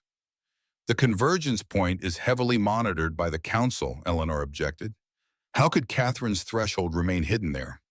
Because it exists in flux, the memory keeper replied. Neither fully formed nor completely absent. Catherine Morgan exists in a state of perpetual transition, maintaining her threshold in potential rather than actuality. A remarkable adaptation, likely intuitive rather than calculated. She focused on Douglas again, her form shifting to the younger aspect. To find her, you must complete the transition she began. The watch will guide you if you learn to truly use it rather than merely activating its basic functions. How do I do that? Douglas asked. I've only opened passages accidentally or with Eleanor's guidance. The memory keeper rose from her wooden throne, her movement fluid despite the apparent age of her current aspect. She approached Douglas and placed both hands on his temples, her touch cool and somehow electric. The knowledge exists within your bloodline memory, she said, her voice resonating through his soul. I merely awaken what already sleeps within. Images flooded Douglas's mind, ancestors using watches similar to his own, performing complex manipulations of boundary energy. Techniques for precision passage creation, for viewing across realms without crossing, for communicating with entities on other sides. Knowledge accumulated through generations of boundary walkers, compressed and transmitted in a torrent of information too vast to consciously process. When the memory keeper removed her hands, Douglas staggered slightly, overwhelmed by the influx. Eleanor steadied him with a supportive grip on his arm. The knowledge will surface when needed, the memory keeper assured him. Trust your instincts. The watch responds to intention as much as technique. She turned to Eleanor, her aspect shifting once more to the mature woman. The council knows you have brought him here. They watch the boundary lines for your return passage. Maxwell Thorne's agents also observe. Events accelerate toward convergence. What should we do? Eleanor asked, an unusual note of uncertainty in her voice. What you have always done, Eleanor Whitecrow. Follow the path of balance, not as the council defines it, nor as the convergence envisions it, but as your own wisdom discerns. The memory keeper's expression softened momentarily. Your atonement approaches its conclusion. Prepare yourself for completion.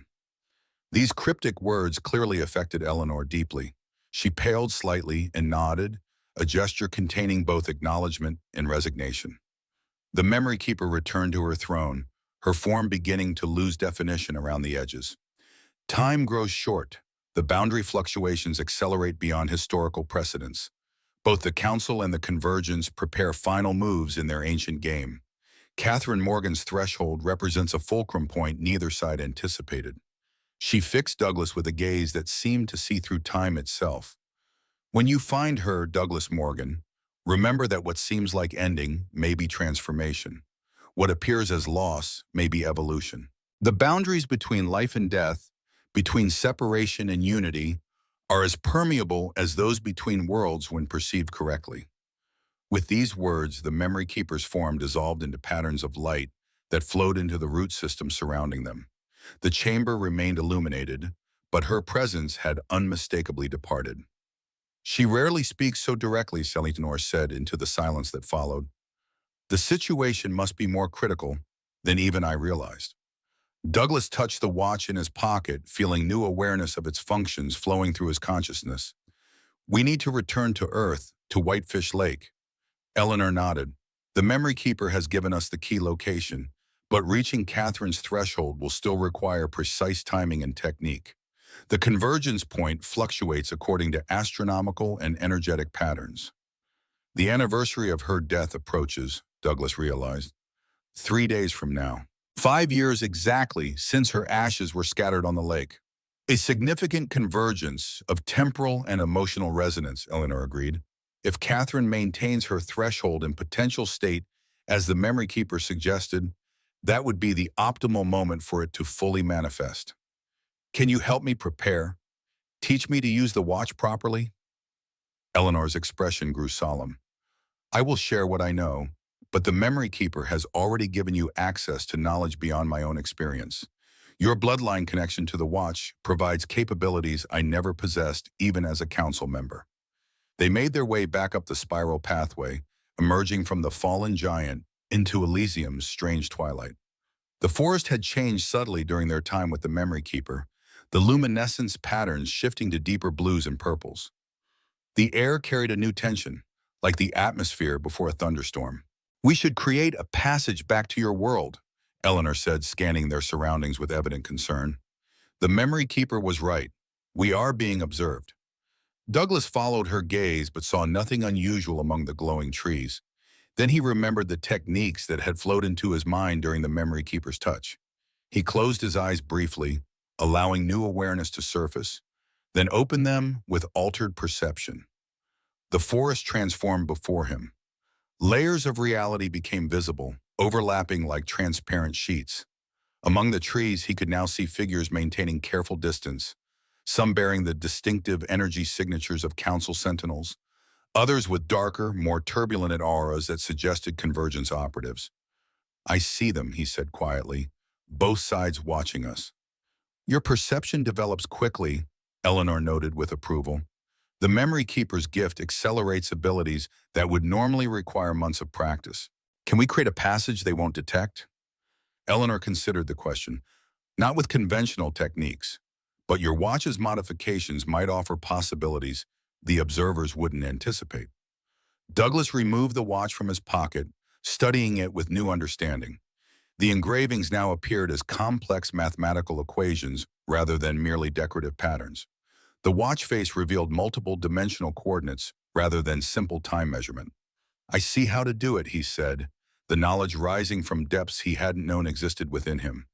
A phased passage, existing partially in multiple layers simultaneously, neither fully here nor fully there until we commit to specific coordinates. Impressive, Eleanor murmured. Even the council rarely attempts such complex boundary manipulation. Douglas held the watch in his right hand, focusing his intention through the device.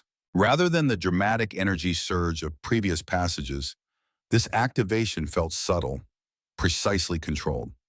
The air before them shimmered almost imperceptibly, a distortion visible only from certain angles. Now, he instructed, taking Eleanor's hand. Together they stepped forward, their bodies seeming to phase between states of matter as they passed through the disguised opening. Reality shifted around them, reconstructing itself in layers, rather than the abrupt transition of conventional passages. For several heartbeats, Douglas experienced multiple versions of existence simultaneously, glimpsing possible outcomes and alternate paths before the passage stabilized. They emerged not in the fire lookout where they had begun their journey, but in Douglas's living room in Pine Ridge. Outside his windows, dawn light painted the snow-covered landscape in gentle pinks and golds. They had been in Elysium far longer than it had seemed. Remarkable, Eleanor said, releasing his hand and looking around the modest room with genuine curiosity. I've never experienced a passage quite like that. The watch's modifications offer capabilities beyond standard boundary protocols. Douglas checked his phone, confirming his sense of temporal displacement. They had been gone less than 6 hours in Earth time, despite what had felt like much longer in Elysium. We have 3 days until the anniversary, he said, mind already planning necessary preparations? What do we need to do before then? Eleanor moved to the window, gazing out at the winter landscape with a wistfulness that suggested deeper emotions than her composed exterior revealed. The Convergence will have recognized the significance of the upcoming date. Maxwell Thorne understands boundary mechanics too well to miss such an obvious confluence of factors. You think he'll be waiting for us at the lake? I'm certain of it, Eleanor confirmed, likely with supporters and whatever boundary technology he's developed since my exile. The Convergence has had decades to refine their approaches. And the Council, will they intervene? Eleanor turned from the window, her expression troubled. The Council moves according to protocols established over millennia. Their response will be measured, possibly too restrained to counter Maxwell's more aggressive tactics. We need allies then, Douglas concluded, people we can trust. Trust is a rare commodity in boundary politics, Eleanor said with a hint of bitterness. Even those with seemingly aligned interests often harbor hidden agendas. The Council, the Convergence, independent entities like the Memory Keeper, all operate according to perspectives humans cannot fully comprehend. There's Harold Foster at the museum, Douglas suggested. He's studied Native American artifacts for decades. He might have relevant knowledge. The curator, Eleanor considered. I sensed unusual awareness in him during our brief encounter. His aura contained traces of boundary exposure beyond normal human experience. Yes, he might prove useful. And I need to contact my daughter, Sarah, Douglas added. She should know what's happening in case he trailed off, unwilling to articulate the possible outcomes that might prevent his return. Eleanor nodded understanding. Family connections often carry boundary sensitivity through bloodlines. Your daughter may have latent abilities worth exploring. The next 3 days passed in a blur of intensive preparation. Douglas took leave from the museum, citing family emergency with just enough truth to avoid outright lying to his longtime employers. Harold Foster, when approached carefully with partial revelations about the watch's significance, proved surprisingly knowledgeable about boundary phenomena. I've suspected such realities existed since my graduate studies in comparative mythology, the curator admitted, examining the watch with professional interest, but careful not to touch it directly. Every culture has stories of permeable boundaries between worlds, of travelers who crossed between realms, too consistent across too many isolated societies to be mere coincidence. His practical knowledge of ritual objects provided valuable context for understanding the watch's physical construction. The metal composition includes elements not typically found in historical artifacts. The craftsmanship suggests techniques beyond conventional metallurgy of any known period. Sarah arrived from Seattle the evening before the anniversary, her initial skepticism giving way to cautious acceptance after Douglas demonstrated a small, controlled boundary viewing using the watch. Her reaction surprised him, containing more curiosity than fear. Mom always said there was more to reality than what we could see, she remarked, studying the shimmering window Douglas had opened to reveal a glimpse of Elysium's luminescent forest. During her illness, she talked about research she was doing into family history, into old stories about special abilities passed down through generations. This confirmation of Catherine's awareness before her transition reinforced Douglas's determination to find her threshold. Whatever she had discovered, whatever she now protected as a guardian, he would learn the truth directly from her. The morning of the 5th anniversary dawned clear and cold, the Montana winter temporarily retreating beneath a brilliant blue sky. Douglas, Eleanor, Harold, and Sarah drove to Whitefish Lake in 2 vehicles, arriving shortly after sunrise. The lake stretched before them, its surface frozen near the edges, but open water still visible toward the center where depth prevented complete freezing. The boundary convergence centers approximately 200 yards offshore, Eleanor said, surveying the landscape with both physical and metaphysical senses. Where exactly were Catherine's ashes scattered? There, Douglas pointed to a small cove on the eastern shore. We took a boat out to that point where the rock formation creates a natural harbor. It was her favorite spot for summer swimming. Eleanor nodded thoughtfully. A natural boundary convergence point would attract her throughout life, as the memory keeper suggested. She likely felt the thinness of the veil without consciously recognizing its significance. They unloaded necessary equipment from the vehicles. Douglas had prepared backpacks containing supplies that might prove useful regardless of the outcome. Eleanor contributed items from her own collection of boundary tools, small objects of uncertain purpose, but definite power according to Douglas's enhanced perception. We should approach from different directions, Harold suggested, displaying unexpected tactical thinking. If the convergence is already positioned, a distributed approach offers better chances of reaching the target area. Agreed, Eleanor said, looking at the elderly curator with new respect. You understand strategic thinking. Harold smiled faintly. 20 years in the Army before academia, Ms. Whitecrow. Not all museum curators spent their lives solely in libraries. They separated into pairs. Douglas and Eleanor would approach directly from the main shore access, while Harold and Sarah would circle around to the northern point, creating a flanking position.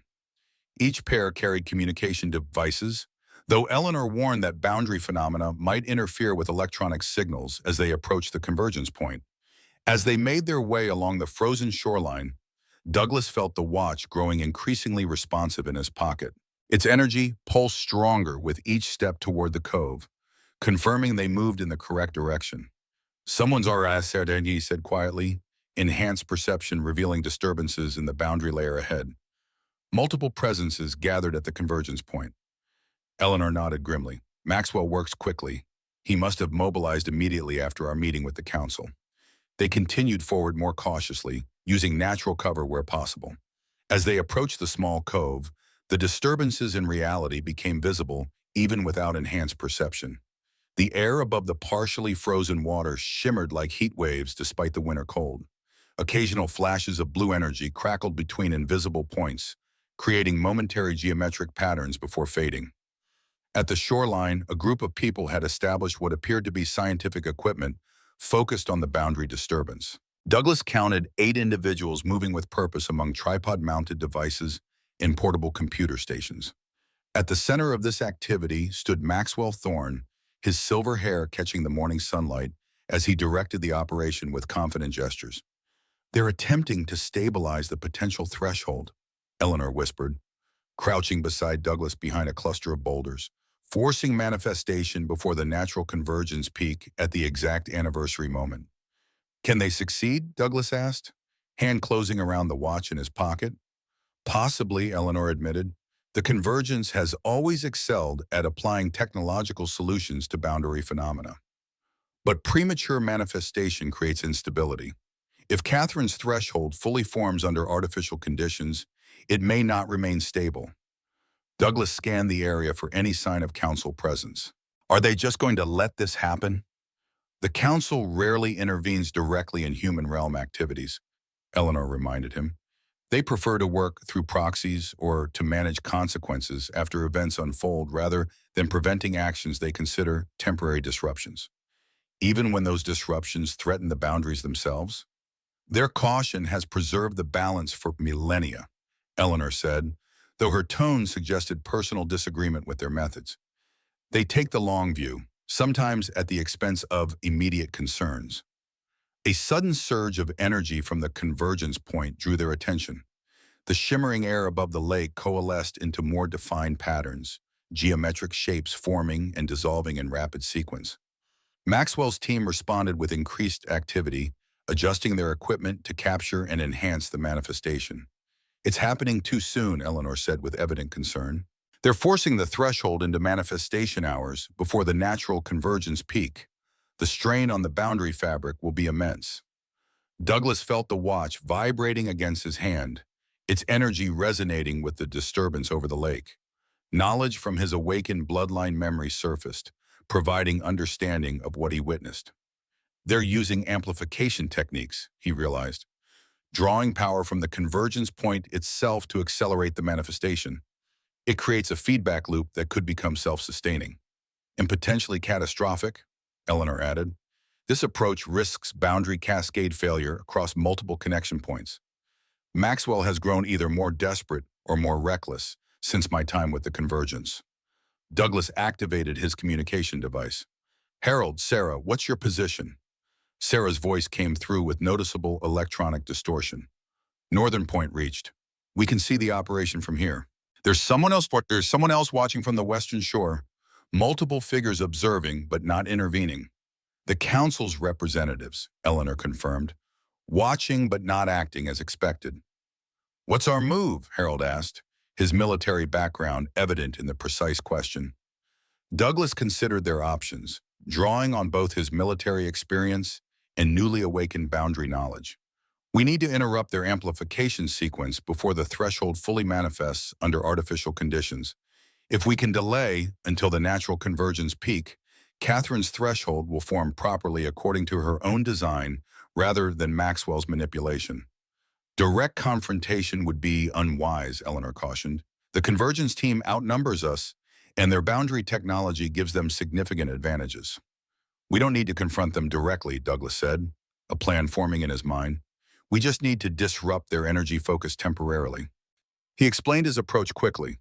Harold and Sarah would create a distraction on the northern side while Douglas used the watch to establish a counter-resonance pattern across the convergence point. Eleanor would monitor the boundary conditions and warn of any dangerous instabilities. It's risky, Eleanor warned. Counter-resonance could either dampen their efforts or inadvertently amplify them depending on precise timing. The watch will guide me, Douglas said with confidence born of necessity rather than experience. I can feel its response to the boundary fluctuations. It's almost as if it knows what needs to be done. Eleanor studied him for a moment, then nodded. Trust your bloodline instincts. The watch chose you for reasons we still don't fully understand, but its guidance has proven reliable thus far. They separated to implement the plan. Douglas circled to a position opposite Maxwell's team, finding cover behind a stand of pines close enough to the shore to establish the counter-resonance, but far enough to avoid immediate detection. At the appointed time, Harold and Sarah created their diversion. A small explosion echoed across the lake, followed by smoke rising from the northern point. Not dangerous, merely a controlled burn of materials designed to produce maximum visual effect with minimum actual damage. The distraction worked as intended. Several members of Maxwell's team redirected their attention, two breaking away completely to investigate the disturbance. Maxwell himself remained focused on the boundary manifestation, but the disruption in his team's energy created the opening Douglas needed. He removed the watch from his pocket, holding it in both hands as he focused his intention through the device. Rather than opening a passage, he directed the watch to generate a resonance pattern precisely calibrated to interfere with the convergence's amplification frequency. The response was immediate and dramatic. The geometric patterns above the lake destabilized, their crisp forms dissolving into chaotic swirls of energy. Maxwell's head snapped up, his expression shifting from concentration to alarm as he scanned the shoreline for the source of interference. Something's wrong, Eleanor's voice came urgently through the communication device. The destabilization is spreading too quickly. The boundary layer is responding unpredictably. Douglas increased his focus, attempting to modulate the counter-resonance to achieve disruption without catastrophic collapse. The watch grew hot in his hands, its engravings glowing with intense blue light that threatened to reveal his position. Across the lake, Maxwell had located the source of interference. He pointed directly at Douglas's hiding place, dispatching two team members in his direction. At the same time, the boundary disturbance above the lake expanded dramatically, the chaotic energy patterns spreading outward in all directions. Douglas, withdraw immediately. Immediately, Eleanor urged. The reaction has become self-reinforcing. We need to retreat and reassess. Before Douglas could respond, a new phenomenon manifested above the center of the lake. Within the chaotic swirl of energy, a single point of absolute stillness formed, a perfect sphere of calm amid the surrounding turbulence. The sphere expanded slowly, pushing back the chaotic energy patterns, restoring order through its growth. Catherine, Douglas whispered, recognition flowing through him without logical basis. Somehow he knew with absolute certainty that his wife's consciousness controlled that sphere of calm, asserting her will against both Maxwell's manipulation and Douglas's counter-efforts. The threshold manifests on its own terms, Eleanor confirmed, voice filled with wonder. The Guardian chooses her moment regardless of external forces. The sphere continued expanding until it encompassed the entire boundary disturbance, stabilizing the chaotic energies into a structured pattern that resembled an intricate geometric lattice. Within this lattice, an opening formed, not the crude passage Douglas had first created with the watch, but an elegant doorway of pure energy, perfectly balanced between states of reality. On the opposite shore, Maxwell Thorne stood motionless, his plans clearly disrupted, but his attention fully captured by the unexpected manifestation. His team gathered around him, equipment temporarily forgotten, as they witnessed the threshold's autonomous formation. "Now's our chance," Douglas said into the communication device, while they were distracted by the manifestation. "I'm going to approach the threshold directly." "Douglas, wait," Eleanor cautioned. "The threshold hasn't fully stabilized. Entering prematurely could trap you between states." But Douglas was already moving, driven by certainty beyond rational explanation. The watch guided him, its energy synchronizing with the threshold's resonance pattern, creating a connection that pulled him forward as if along an invisible tether. He reached the shoreline closest to the threshold manifestation.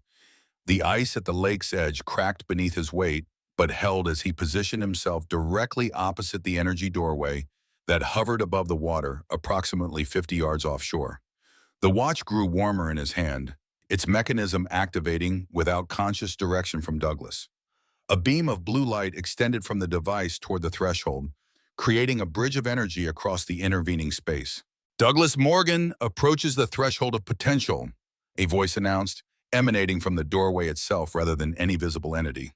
The voice carried Catherine's familiar cadence, but overlaid with harmonics beyond human vocal range. "The circle nears completion," Maxwell's voice carried across the lake, amplified by some device he held. "Douglas Morgan, stop and consider your actions. The threshold remains unstable. Your presence could trigger premature collapse or permanent manifestation depending on your approach. Let my team stabilize the boundary first." Douglas ignored the warning, instinct and bloodline knowledge guiding him more surely than Maxwell's self-serving caution. He stepped onto the energy bridge created by the watch's beam, finding it solid beneath his feet despite its insubstantial appearance. Behind him, Eleanor called his name, her voice carrying genuine concern. Ahead, the threshold doorway pulsed with increasing definition, the lattice structure surrounding it growing more complex as Douglas approached. He was halfway across when movement on the western shore caught his attention. The council observers had finally abandoned their passive stance, moving forward in synchronized formation. They raised their hands in unison, directing some form of boundary manipulation toward the threshold manifestation. Immediately, the energy lattice surrounding the doorway began to change, its patterns shifting toward greater rigidity, less organic flow. They were attempting to assert council protocols over Catherine's autonomous manifestation, forcing standardization where uniqueness had flourished. "No," Douglas said, though no one could hear him at this distance. The council's intervention felt wrong, a violation of what Catherine had created through her own understanding of the boundaries. He increased his pace across the energy bridge, the watch responding to his urgency by strengthening the connection between himself and the threshold. As he neared the doorway, a figure began to form within its frame, initially indistinct but rapidly gaining definition. Catherine stood within the threshold, not as she had appeared in the council's recording, but fully herself as Douglas remembered her from happier days before illness claimed her physical form. Her chestnut hair framed a face both familiar and subtly changed, her eyes containing depths that spoke of experiences beyond human comprehension. She wore simple white clothing that seemed to flow between states of matter, sometimes fabric, sometimes pure energy. "Douglas," she said, her voice maintaining that strange harmonic quality while still unmistakably hers. "You found your way." Catherine, he responded, emotions threatening to overwhelm his composure. I didn't know, didn't understand what happened to you. She smiled, the expression carrying both joy and sorrow in equal measure. I couldn't explain. The transition happened too quickly, too unexpectedly. I wasn't prepared to guide you then. Behind Douglas, shouts of alarm rose from both the convergence team and the council observers. The energy lattice surrounding the threshold had begun to pulse erratically, expanding and contracting in unpredictable patterns. The boundary layer itself seemed to ripple outward from the manifestation point, affecting the physical world as reality struggled to accommodate the extraordinary phenomenon. The threshold destabilizes, Catherine said, urgency entering her tone. Too many forces attempt to control its manifestation. The natural convergence point cannot sustain such conflict. Douglas reached the threshold's edge, standing directly before Catherine, with only the doorway's energy field separating them. Tell me what to do, how to help you. They seek what I protect, Catherine explained, gesturing to indicate both the convergence and the council. Knowledge discovered during my transition. The true nature of the boundaries between worlds, between life and death, between separation and unity. What Maxwell mentioned, Douglas recalled, he said you discovered death itself is a false boundary. Catherine nodded. Was false but permeable, like all boundaries. The separation exists for necessary purposes, but not as absolute division. The council maintains rigid protocols to prevent chaos. The convergence seeks dissolution without understanding consequences. Neither approach serves the greater balance. The threshold pulsed around them, the destabilization increasing as competing forces attempted to assert control over its manifestation. Behind Douglas, he could hear Eleanor calling warnings about boundary collapse, while Maxwell's team worked frantically to maintain the energy patterns they had initiated. We have little time, Catherine said, reaching toward Douglas without quite crossing the threshold. The knowledge I protect belongs to neither side exclusively.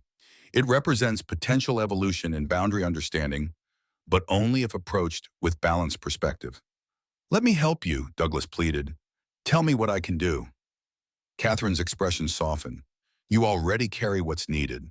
The watch responded to you because you share my understanding instinctively. Your bloodline contains the necessary perspective to bridge division without destroying necessary boundaries.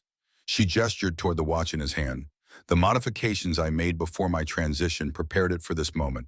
Maxwell believes he altered it while in the council's keeping, but I accessed it first, embedding protocols he never detected. This revelation stunned Douglas. You knew? Even before your illness? I discovered my heritage through family research, Catherine confirmed. Pieces fell into place gradually. I realized what might be possible, what might lie beyond conventional understanding of life and death, of separation and unity. The watch found its way to me through boundary connections even the council doesn't fully comprehend.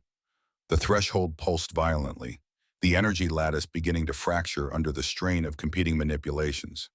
From shore, Maxwell could be heard shouting orders to his team, attempting to reassert control over the manifestation. The council observers had begun some form of ritual that sent waves of stabilizing energy toward the threshold, but their efforts conflicted with Maxwell's approach, creating dangerous interference patterns. Douglas, get back, Eleanor's voice carried across the energy bridge. The boundary layer approaches critical instability, full collapse possible within minutes. Catherine's expression grew urgent. She speaks truth. The convergence point cannot sustain this level of conflict. A choice must be made now. What choice? Douglas demanded, refusing to retreat despite the growing danger. You can cross fully into the threshold, join me as a guardian, help protect the knowledge until both sides are ready to receive it properly. Catherine's eyes held his, communicating depths of meaning beyond words. Or you can return carrying a portion of the understanding I've gained, becoming a bridge between perspectives in the living world. The implications staggered Douglas. Joining Catherine meant leaving his earthly existence behind, transforming as she had into something beyond conventional humanity. Returning meant continued separation, but with purpose, with mission. There must be another way, he insisted, a way for us to be together without abandoning either responsibility. The threshold convulsed around them, fracture lines spreading through the energy lattice. On shore, one of Maxwell's devices exploded in a shower of sparks, sending team members diving for cover. The council observers had begun to retreat, apparently recognizing the imminent collapse. "Douglas, please," Eleanor called, her voice carrying unexpected emotion. "Don't throw your life away in a boundary collapse." Catherine's expression shifted to one of sudden realization. There might be a third possibility, untested, theoretical, but consistent with what I've learned about boundary mechanics. "Tell me," Douglas urged, as the energy bridge beneath his feet began to flicker unstably. "The watch contains both council protocols and my modifications," Catherine explained rapidly. "It could potentially create a new type of threshold, one that exists simultaneously in both realms without requiring full transition from either. A true bridge rather than a doorway. How do we attempt this?" "Focus your intention through the watch while maintaining physical contact with the threshold," Catherine instructed. "I'll channel my guardian energy from within. If our resonance patterns synchronize properly, a new form of boundary connection might establish." Behind them, Eleanor had reached the beginning of the energy bridge, despite the increasing danger. "Douglas, the convergence point reaches critical instability. Whatever you're attempting, it must happen now." Douglas turned briefly. "Eleanor, clear everyone from the shoreline. Get Sarah and Harold to safety. This could get unpredictable." Eleanor hesitated only momentarily before nodding and turning back toward shore. Douglas returned his attention to Catherine and the failing threshold between them. "Ready?" he asked, raising the watch toward the energy field separating them.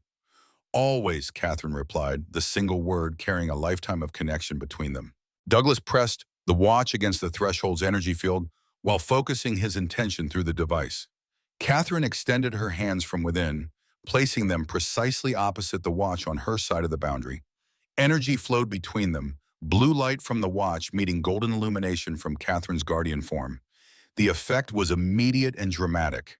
The fractured energy lattice surrounding the threshold began to repair itself, the competing patterns of council and convergence manipulation giving way to a new configuration that incorporated elements of both while transcending their limitations.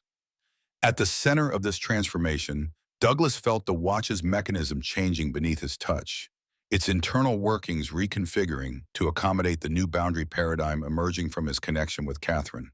The device grew almost unbearably hot, then suddenly cool again as the transformation completed. The threshold itself changed, its nature shifting from a doorway between separate realms into something more complex, more integrated. The energy field between Douglas and Catherine thinned, allowing their hands to meet across what had been an absolute division. "It's working," Catherine said in wonder, her fingers intertwining with his. The new boundary paradigm establishes itself. Around them, the chaotic energy patterns stabilized into an entirely new configuration. The lattice structure expanded outward in concentric rings, incorporating rather than displacing the natural boundary layers of the convergence point. The manifestation no longer appeared as a localized phenomenon, but as an integrated enhancement of the existing reality fabric. Douglas felt Catherine's presence flowing partially into the physical world as his awareness simultaneously expanded into the threshold realm she inhabited. Neither fully crossed over, yet both experienced aspects of the other's domain. A true bridge had formed between states of being. On shore, Maxwell Thorne stood with arms raised toward the manifestation, his expression revealing mingled awe and frustration as his plans gave way to something he hadn't anticipated. The remaining council observers had returned, their formal postures suggesting uncertainty about how to respond to this unprecedented development. "The boundaries respond to our intention," Catherine explained, her voice now audible on both sides of the threshold. "Neither rigid separation nor chaotic merging, but conscious integration of distinct realities."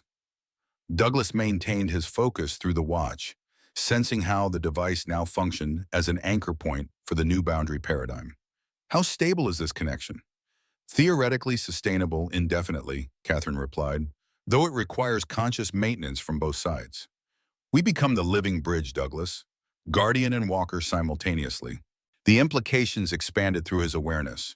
This could change everything: the Council's understanding of boundaries, the Convergence's goals for integration. "Which is why both will seek to control it," Catherine cautioned. What we've created represents evolution they didn't initiate and don't fully comprehend. Their initial response will be attempted containment rather than collaborative exploration. As if confirming her words, the council observers had begun channeling energy toward the transformed threshold, attempting to impose traditional constraints on its novel structure. Simultaneously, Maxwell's team had recovered enough equipment to resume their own manipulation attempts. They'll tear it apart with competing agendas, Douglas realized. Not if we establish the parameters first, Catherine countered. The watch can extend our influence across the convergence point, setting boundary conditions neither side can easily override.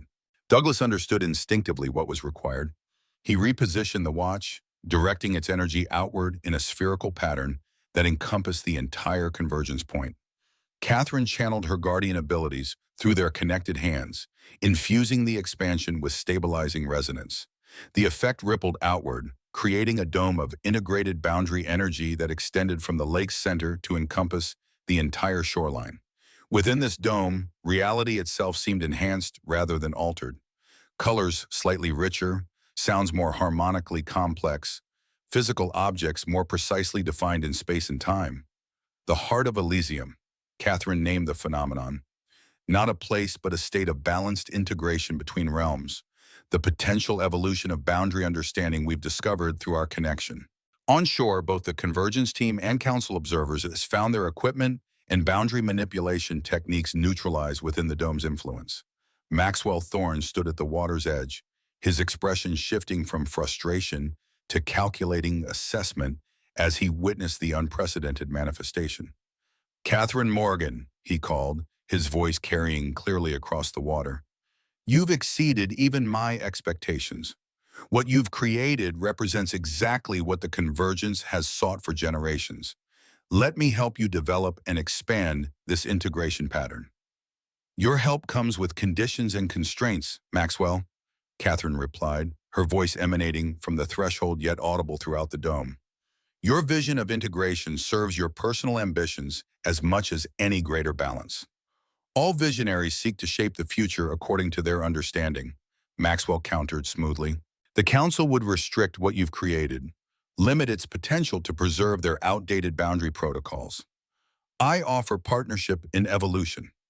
Before Catherine could respond, Eleanor Whitecrow stepped forward, positioning herself between Maxwell and the lake's edge.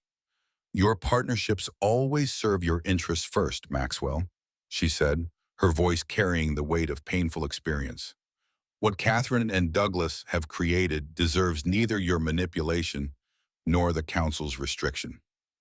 Maxwell regarded his former colleague with a mixture of nostalgia and dismissal. "Still clinging to idealistic neutrality, Eleanor? After all these years, still believing in perfect balance rather than necessary progress?" "Not neutrality," Eleanor corrected. "Perspective. The ability to recognize valid concerns on both sides without being captured by either extreme. Something you once valued before ambition consumed your judgment." Their exchange was interrupted by the arrival of Alaric and two additional council members, materializing within the dome through means that bypassed conventional boundary crossing. The council leader's ancient eyes surveyed the transformed convergence point with evident concern. "This unauthorized boundary modification cannot stand," Alaric announced, his voice resonating with authority. "The potential destabilization extends beyond this single convergence point. The council must assert proper protocols." "Your protocols would smother innovation, Alaric," Maxwell retorted, "as they have for millennia. What Catherine Morgan has discovered represents natural boundary evolution, not violation." Douglas felt Catherine's concern flowing through their connected consciousness. "They'll destroy what we've created in their struggle for control," she communicated silently. "Unless someone breaks the pattern," Douglas responded in kind. Eleanor Whitecrow had moved to stand directly between the opposing forces, her posture suggesting decision rather than continued neutrality. "The memory keeper spoke of completion," she said, her voice carrying unusual resonance. "When I understand what must be done." Before anyone could react, Eleanor removed an object from within her coat, a small crystal sphere that caught the morning sunlight and refracted it in impossible patterns. She raised it above her head, speaking words in the ancient language she had used to help form their first controlled passage. "Eleanor, don't!" Maxwell called, genuine alarm replacing his usual composure. That catalyst was declared forbidden by both Council and Convergence Agreement. The energy release cannot be contained. Alaric had also recognized the object, his ageless features showing rare shock. "Eleanor Whitecrow, this action violates fundamental boundary protocols. The consequences cannot be predicted or controlled." But Eleanor continued, completing whatever ritual she had initiated. The crystal sphere began to glow with increasing intensity, drawing energy from the boundary layers surrounding the convergence point. "The catalyst will absorb the competing energies," she explained, her voice calm despite the dangerous forces gathering around her. "It will reset the convergence point to natural balance, allowing what Catherine and Douglas have created to establish itself without external manipulation." "At what cost?" Alaric demanded. "The catalyst requires living consciousness to direct its energy flow. You cannot survive such channeling." "A fitting completion to my journey," Eleanor replied serenely. "Atonement for past errors through service to future balance." The sphere in her hands now glowed with blinding intensity, drawing energy from both the Council's attempted stabilization and Maxwell's technological manipulation. Eleanor herself began to shimmer with translucent light as the catalyst's power flowed through her physical form. "Douglas, Catherine," she called, her voice already changing as the transformation accelerated. "Maintain your connection. What you've discovered must survive to guide future understanding. Neither Council nor Convergence alone possesses complete perspective." Before either could respond, the catalyst reached critical threshold. Eleanor's physical form dissolved into pure energy that spread outward in a precisely controlled wave. Unlike the chaotic boundary collapse Douglas had feared earlier, this energy propagation moved with deliberate purpose, neutralizing competing manipulations while preserving the natural structure of the convergence point. At the center of this transformation, the bridge threshold Douglas and Catherine had created remained intact, protected by Eleanor's sacrifice. The dome of integrated boundary energy stabilized, no longer requiring constant maintenance, but self-sustaining through principles neither the Council nor Convergence had previously understood. "She's gone," Douglas said, shock overwhelming him momentarily as he witnessed Eleanor's transformation from physical being to pure boundary energy. "Not gone," Catherine corrected gently. "Transformed. Her consciousness now exists within the boundary layer itself, neither fully in Elysium nor in the physical world, but part of the fundamental fabric that connects them." On shore, both Maxwell and Alaric stood motionless, their opposing agendas temporarily forgotten as they processed the implications of Eleanor's sacrifice. The catalyst she had activated represented boundary technology both sides had abandoned as too unpredictable, too dangerous for practical application. She knew this would happen, Catherine realized. The memory keeper prepared her for this moment. Her atonement meant becoming part of the boundary itself, ensuring neither Council nor Convergence could dominate its development. Douglas felt new awareness flowing through their connected consciousness, understanding previously beyond his grasp. The boundaries were never meant to be either rigid divisions or completely dissolved. They're meant to be permeable interfaces, constantly evolving through conscious interaction from both sides. "Exactly what I discovered during my transition," Catherine confirmed. "What neither the Council's conservative protocols nor the Convergence's radical integration recognized. Balance requires both structure and flexibility, preservation and evolution simultaneously."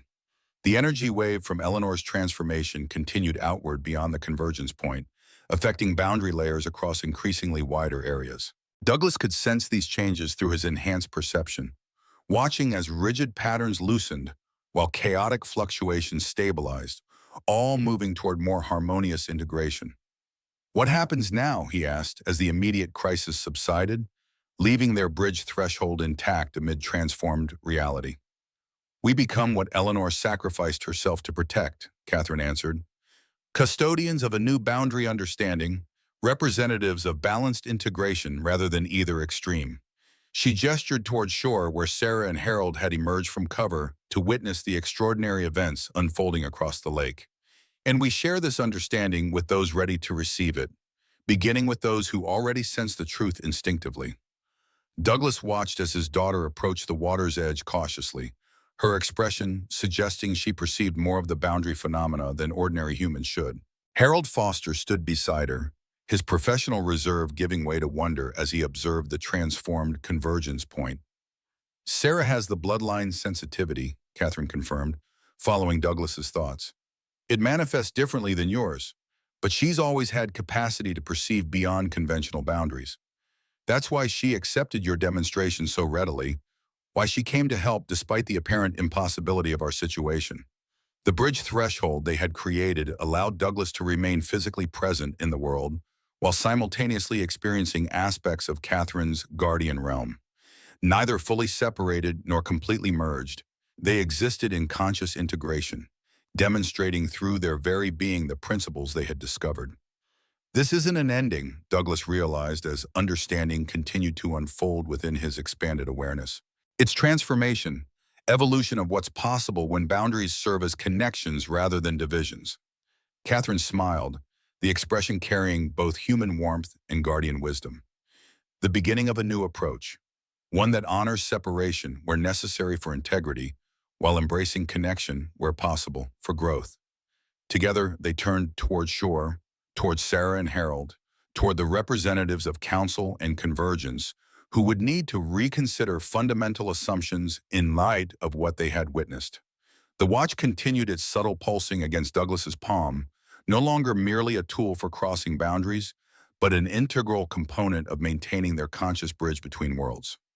Above Whitefish Lake, the winter sun illuminated the transformed convergence point, revealing patterns invisible to ordinary perception, but increasingly available to those willing to expand their understanding. The boundaries between worlds remained intact yet permeable, between life and death distinct yet connected, between separation and unity, balanced rather than polarized. Douglas and Catherine stood at the center of this transformation, neither fully in one world nor the other, but consciously bridging both through their connection. Eleanor's sacrifice had secured their discovery against immediate control by either the Council's conservative protocols or the Convergence's radical dissolution, creating space for genuine evolution in boundary understanding. Sarah raised her hand in greeting from shore, somehow sensing her parents' dual presence despite the apparent distance. In that gesture lay future possibility, the potential for expanding awareness beyond conventional limitations without losing essential structure and meaning. The boundaries have always been thinner than we realized, Catherine said, her voice carrying across both realms simultaneously. Not walls to be maintained or demolished, but membranes to be understood and consciously traversed. A new way forward, Douglas agreed, feeling potential expanding through their connected awareness from. Not ending or beginning, but transformation of what's possible when balance guides evolution.